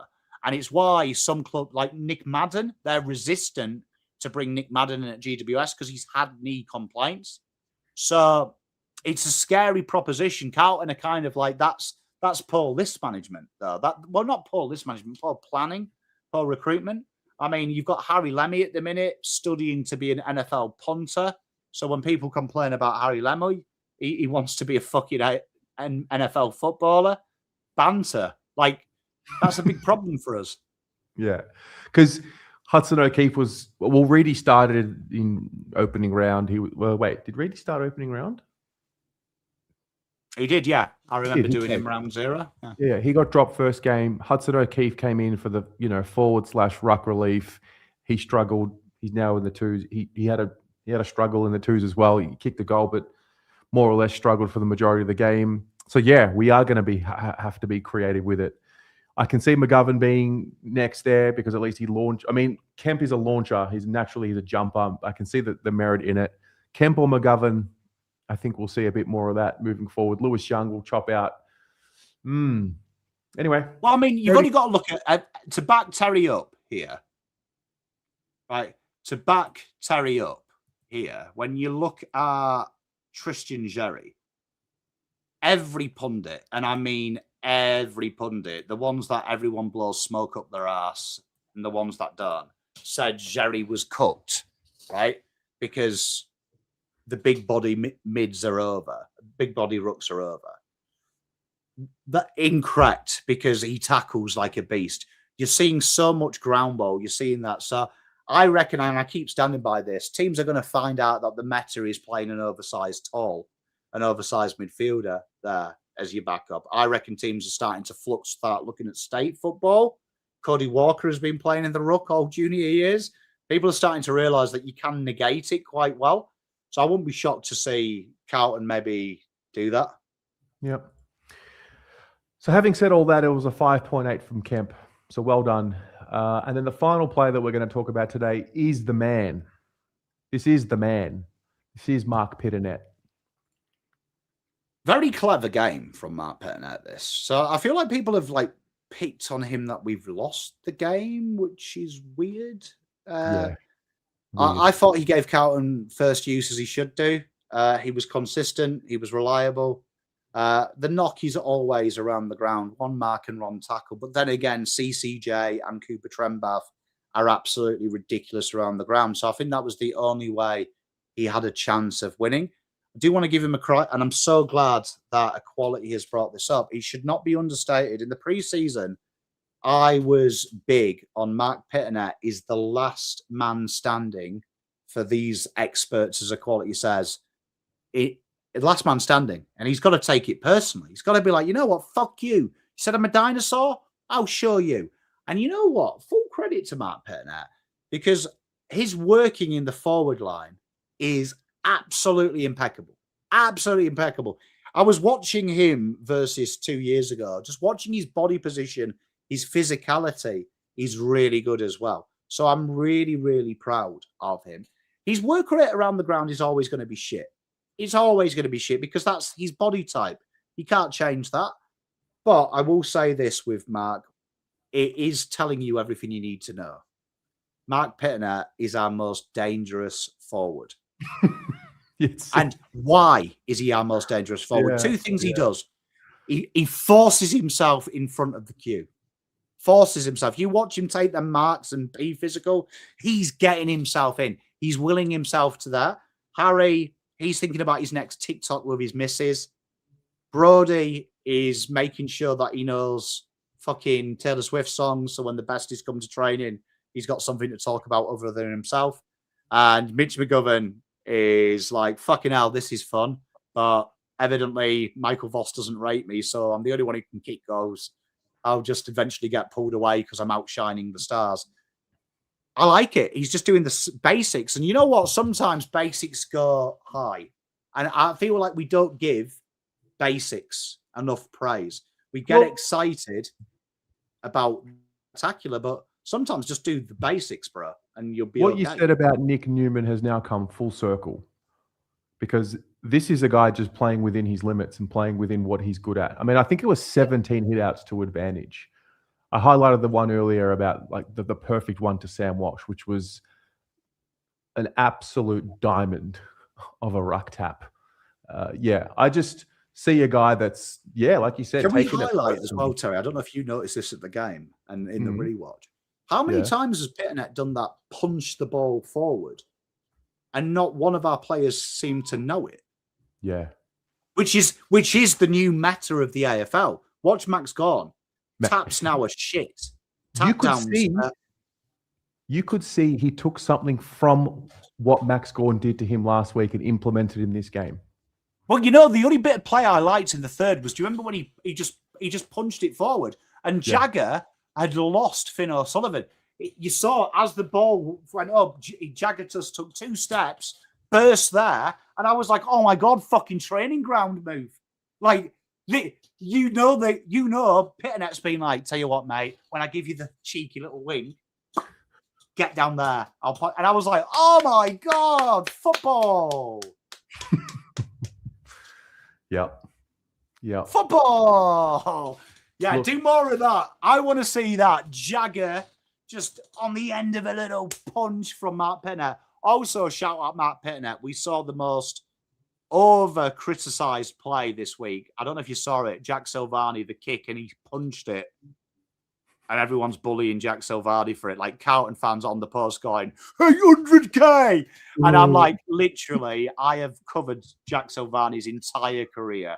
If he'd taken possession of that, he would have been pinged holding the ball. I've seen people slate him. Can I just say to Pitternett, he did that today and it actually looked fucking good. It was that little punch he did and it fucking went right to Matt Carroll. And I was like, Pitternett, he's fucking a visionary. Yep. Mate, I tell you what, he might be the most footy IQ player at the club at the minute, Pitts. Now, look, the handball straight to Zane Dersma was an absolute killer. So to be fair and balanced. But look, I'm not going to be too critical of him because I thought he was one of a few that was heavily criticized or just heavily beaten last week and responded. And yeah, I thought he was excellent. If you did the BNF now, Terry, Pitternett would win it. Yep. 6.9. That's a career high again. We've had 6.7 and 6.9 in this show, chat. Yeah. This is how much of a meme we are. But no, well done, Matt Pitternett. And for the beautiful Jen, I believe that's your 6th green, isn't it? Jen, you're on green count, I believe. I think that is 6th. Oh, is it 7th? I'm sure it's 6th. Well, we'll find out right now because this is the team. 1, 2, 3, 4, 5, 6. It was 6. I should back myself. So, okay, interesting, right? 6 greens from 2 or 3 last week tells me there was overall an improvement in performance, or maybe for longer. Ultimately, a result was bad. Interesting. Chat. So, Tommy. So we've changed the ratings as well, chat. We're no longer doing yellow. And the reason is I live in a world where you be the change, you don't speak the change into existence. So average no longer is relevant to me anymore. Do you know what I mean? Been okay, couldn't give a shit. Been okay, don't come next week. But back to what I said last week, the big problem is Michael Voss's system relies on stars being good to brilliant, right? Elijah, game changer. Nick Newman, Mr. Reliable. Jordan Boyd, the only one who's ever thought kicking is something that you can actually do with a football, not what horses do when they're pissed. And Sammy Walsh. Do you know what I mean? Sammy Walsh. And then Ollie Hollands, the legwork. You can see here that the system is very reliant on theirs. But then if we go down the list, man, that forward line. See, that forward line is acceptable when you're West Coast against Sydney. Because I'd be like, okay. We are one, correct me if I'm wrong, we're 1 green in the forward line away from winning this game. Yeah, Brodie Kemp's 2 misses, Will Harewood's 2 50s. Wow. Harry Mackay's fringe. Yeah, well. That's high level. I wish I was the coach sometime just so I could drop this. Will, your attitude is absolutely stinks. And Harry, your fucking fringe. Could this be the Essendon game of 2023? Maybe this is like the Essendon game of 2023. What, the run starts now? You did tell me we would lose to North, lose to Adelaide. It would be just disastrous, and then the sugar hit would come against Collingwood. Yeah, because that's what Carlton do, but like fucking hell, like don't put that out to the ether because people come at me, bro. Like I was watching, you know what? I was really enjoying Jeff White's video, and then there's just a random pop shot out of nowhere. Thank you to Lana for defending my honor as well, but that's what Carlton fans do to me. They come at me, so now you put that out to the ether. It's not Michael Voss's fault when we lose to Collingwood. Pom dead believe. Like, you know what I mean? He's my like. I sometimes wish I was the coach of Carlton because honestly, I could do it. I could do it. I couldn't not. Wouldn't get to me the hate. I'd just enjoy it. But fuck me. Yeah, you've seen it though, Terry, haven't you? We lose. Yeah. And then Look, we scrap a win, and then we'll be like what you just said. This is our Essendon 2023. We're winning 8 of the next 10. amen. Gavin, I hope you listen to these words. Never change. You be you. I love it.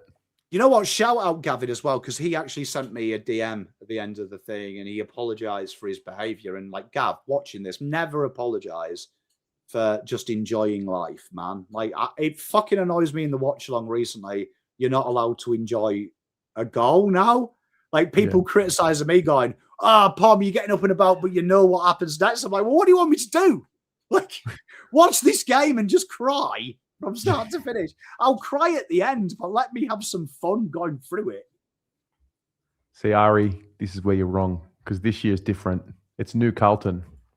Just had to shift the energy. No, fucking Jesus. If anyone wants to watch along, right, I was big on that Michael Voss. The way I deal with it is Michael Voss is personally playing like this to piss me off.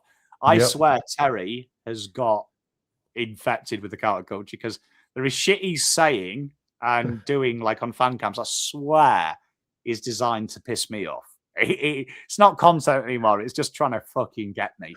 Ari, I agree. It's genuinely, I think it's just something going around at the minute. They're just trying to break us, and I refuse. Look, pretty clear that Mark Pitternet, player of the game. How good? Like, that's his second as well, chat. Yeah. Yeah. Very, very good stuff. You know what, as well? We were looking for a new favourite player, Mark Pomanet. Ooh, okay. Because it has to work. It works. Maybe I'm going to get on Team Pom. I'm getting that. The world was ending on Friday, Gavin, until Mark pulled out the belt.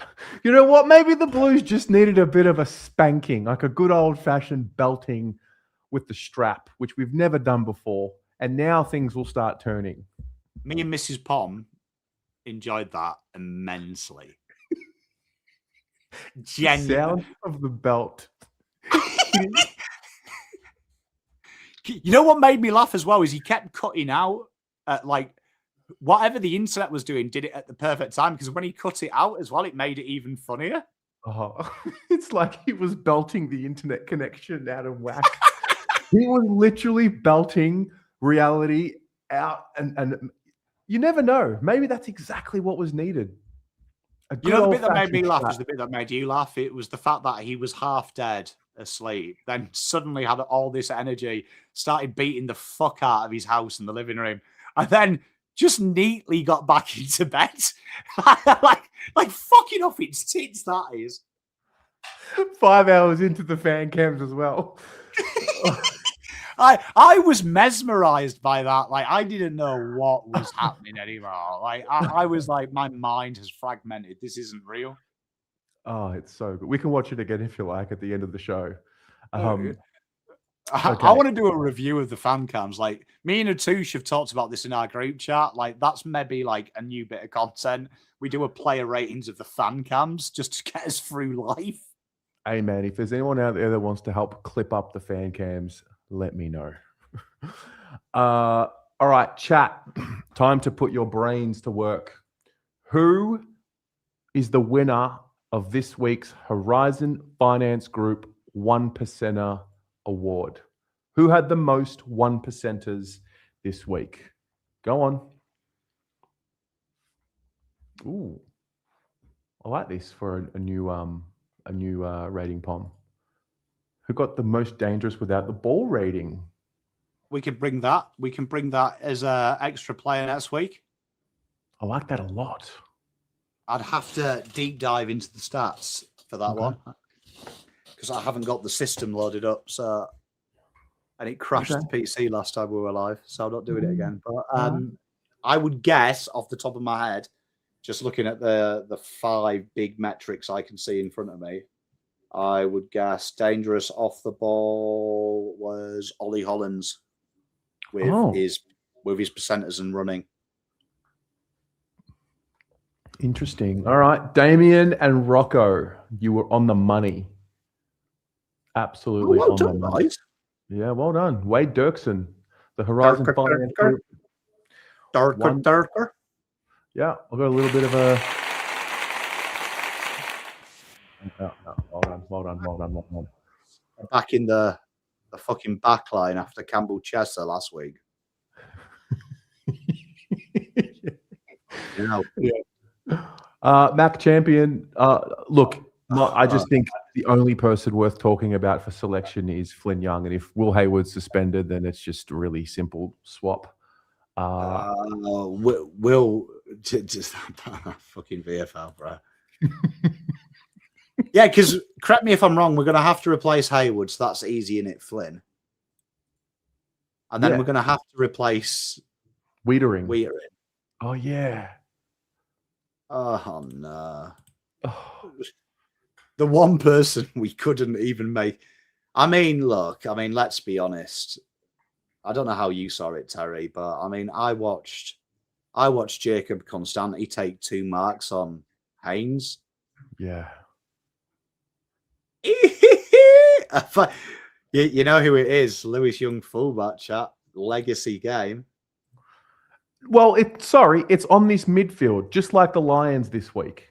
A lot of their defenders are out. It's on this fucking midfield group.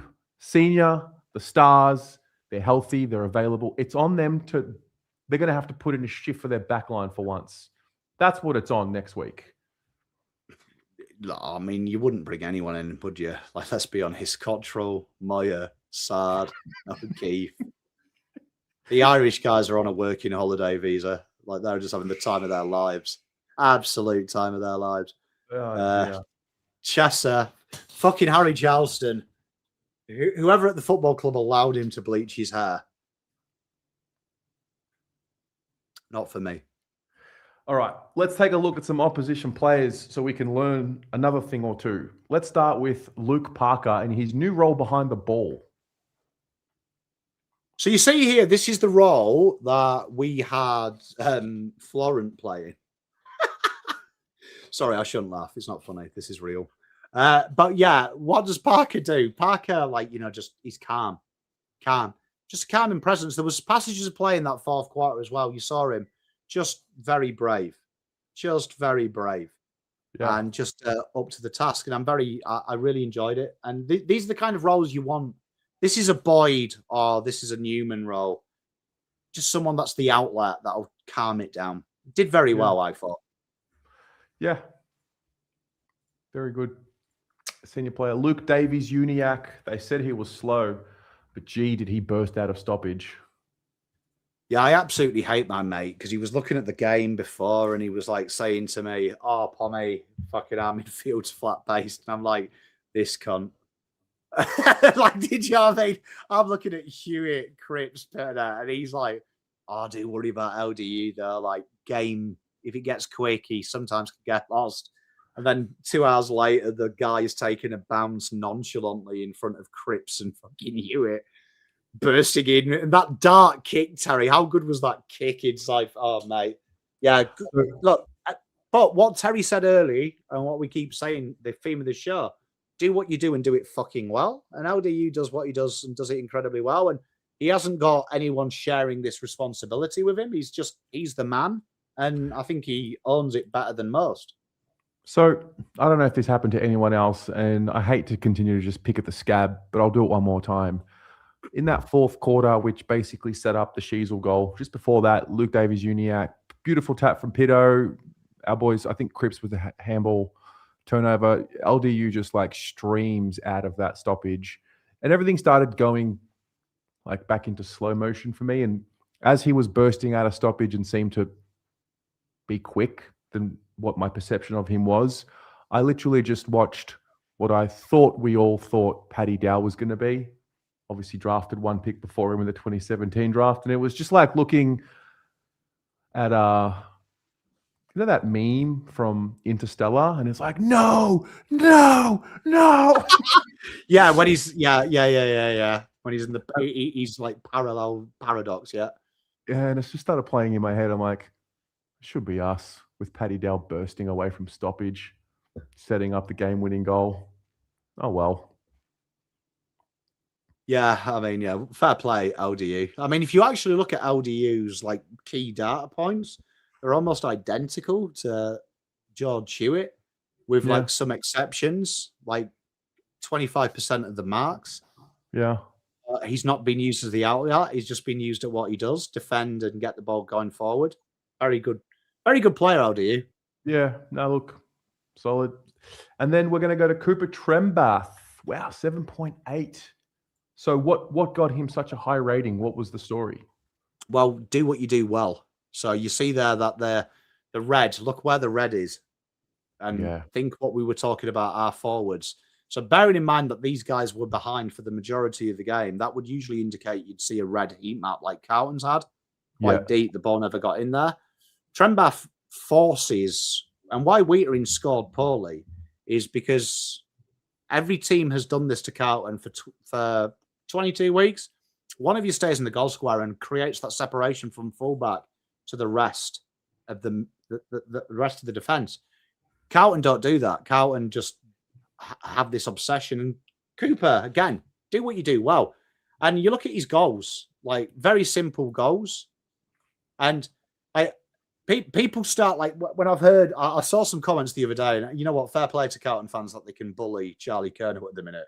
Because, Jesus Christ, we are fucking hell. I always feel like Will Smith, keep your name out of your fucking mouth. Like, I wouldn't dare do it.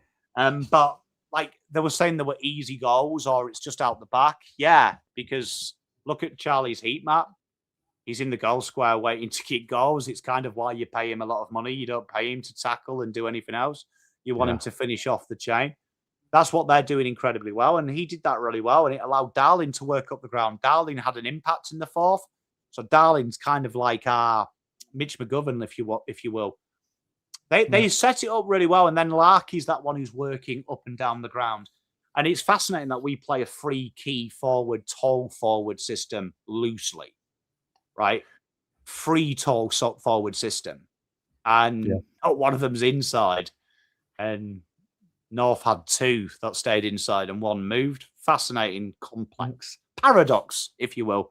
But well done, Cooper. Good work. Well done to Cooper Trembath. And just one more from me. Just I mean, you can't talk about this game and talk about opposition players without giving this guy a bit of a run. I can't believe Shees did that to us, man. Like, all the love I've given Sheasel in his draft year, and bro fucking does that. Oh, Sheasel. It was just so good. So good. You know what? I had Teresa. She's a good friend of our channel. She's a Collingwood girl. But that kick inside to Jai, that kick inside to Sheasel, what a fucking dart. Like, sometimes, and that Paul Curtis setup as well, sometimes you've just got to applaud it, haven't you? Like, that was good football from them. The last 3 minutes of that game. Yeah. Because, I mean, Sheasel, they talk about Kane Corns, he's not a, sheezy ball and he's not damaging. He's not a game winner, yada, yada. So it's like, just to see that, you reap what you sow, and the Blues deserved it. And yeah, literally, Sheasel just gave us the, you will never get this. You will never get this. Mate, that's quality. Yeah. I mean, let's be honest. I mean, they're like Sheasel, McKercher, LDU, Finn O'Sullivan. Yeah. I think everyone in the world would probably trade. Would you? I would. Hewitt, Cripps. What if you had to swap Hewitt, Cripps at this moment? Hewitt, Cripps, Cherry. You'd swap for them, wouldn't you? For O'Sullivan, McKercher. No, for McKercher, Sheasel, and Stevens, who played them roles. Oh, yeah. I mean, McKercher, I was sitting on... He's so good, they're back. They're D50. I was sitting behind there in the first quarter. He was incredible. He's just decision-making. And then I saw the footage on the replay. Clarko, giving him, he punched him End of the Yeah. third, I think it was. Yeah, and we were talking about it on the live. It was the Jagger Smith goal he got told off for. If you go and watch it, Right. Jagger absolutely takes the piss out of him, and he was pretty good up until that. That's probably his only mistake. But then hearing the young man speak, Terry, at the end of the game, like he was like, "I was totally out of order. I was wrong," and he said something that really burnt me with how hard this game is. Just one moment like that costs you the game. So I've got to be better. So I need to be pulled up on it. And I'm like thinking, fucking hell, Carlton fans would have been talking about giving you the captaincy if you'd had a game like that. Like, do you know what I mean? And this little guy here saying, "I'm not the finished article, I need to be better," just shows the level of improvement and the levels that we're talking about. Man, we're talking about a No such thing as near enough is good enough. 20-year-old with 43 games under his belt. What it said to me was a trust between coach and player to be able to give him that sort of feedback and him not go into his shell. Like Clarko wouldn't have done that to his player unless he knew he could push that button. Yeah, very impressive. What? There's two things. Right, look, weather's shit in Tasmania, and it's got the least private schools per capita in Australia. You wonder why Tasmanians are built different. Mate, built different. None of this fucking sunshine. Some days it rains. And also, there's no private schools. Get more Tasmanians is basically the fix. Carlton, just hire Tassies. Yeah. All right. And that's that. The game doesn't exist anymore because we've gone through many hours of talking about it. Pommy, thanks very much for your work. Nick from Horizon Finance Group, thank you very much for sponsoring this show. It means a lot to have sponsors in a year that looks like it's going to be tough. So thank you for your support. And those of you who tune into the show, I know that Sunday, 11 a.m. may or may not be the best for all of you. Please leave us a comment below. Give us some feedback. Do you like Sunday morning? Do you like it a little bit later on a Sunday? Do you just prefer it Monday, 5 p.m. or maybe even Monday earlier in the day? Let us know, and we will speak to you next week. Go Blues. Go Blues.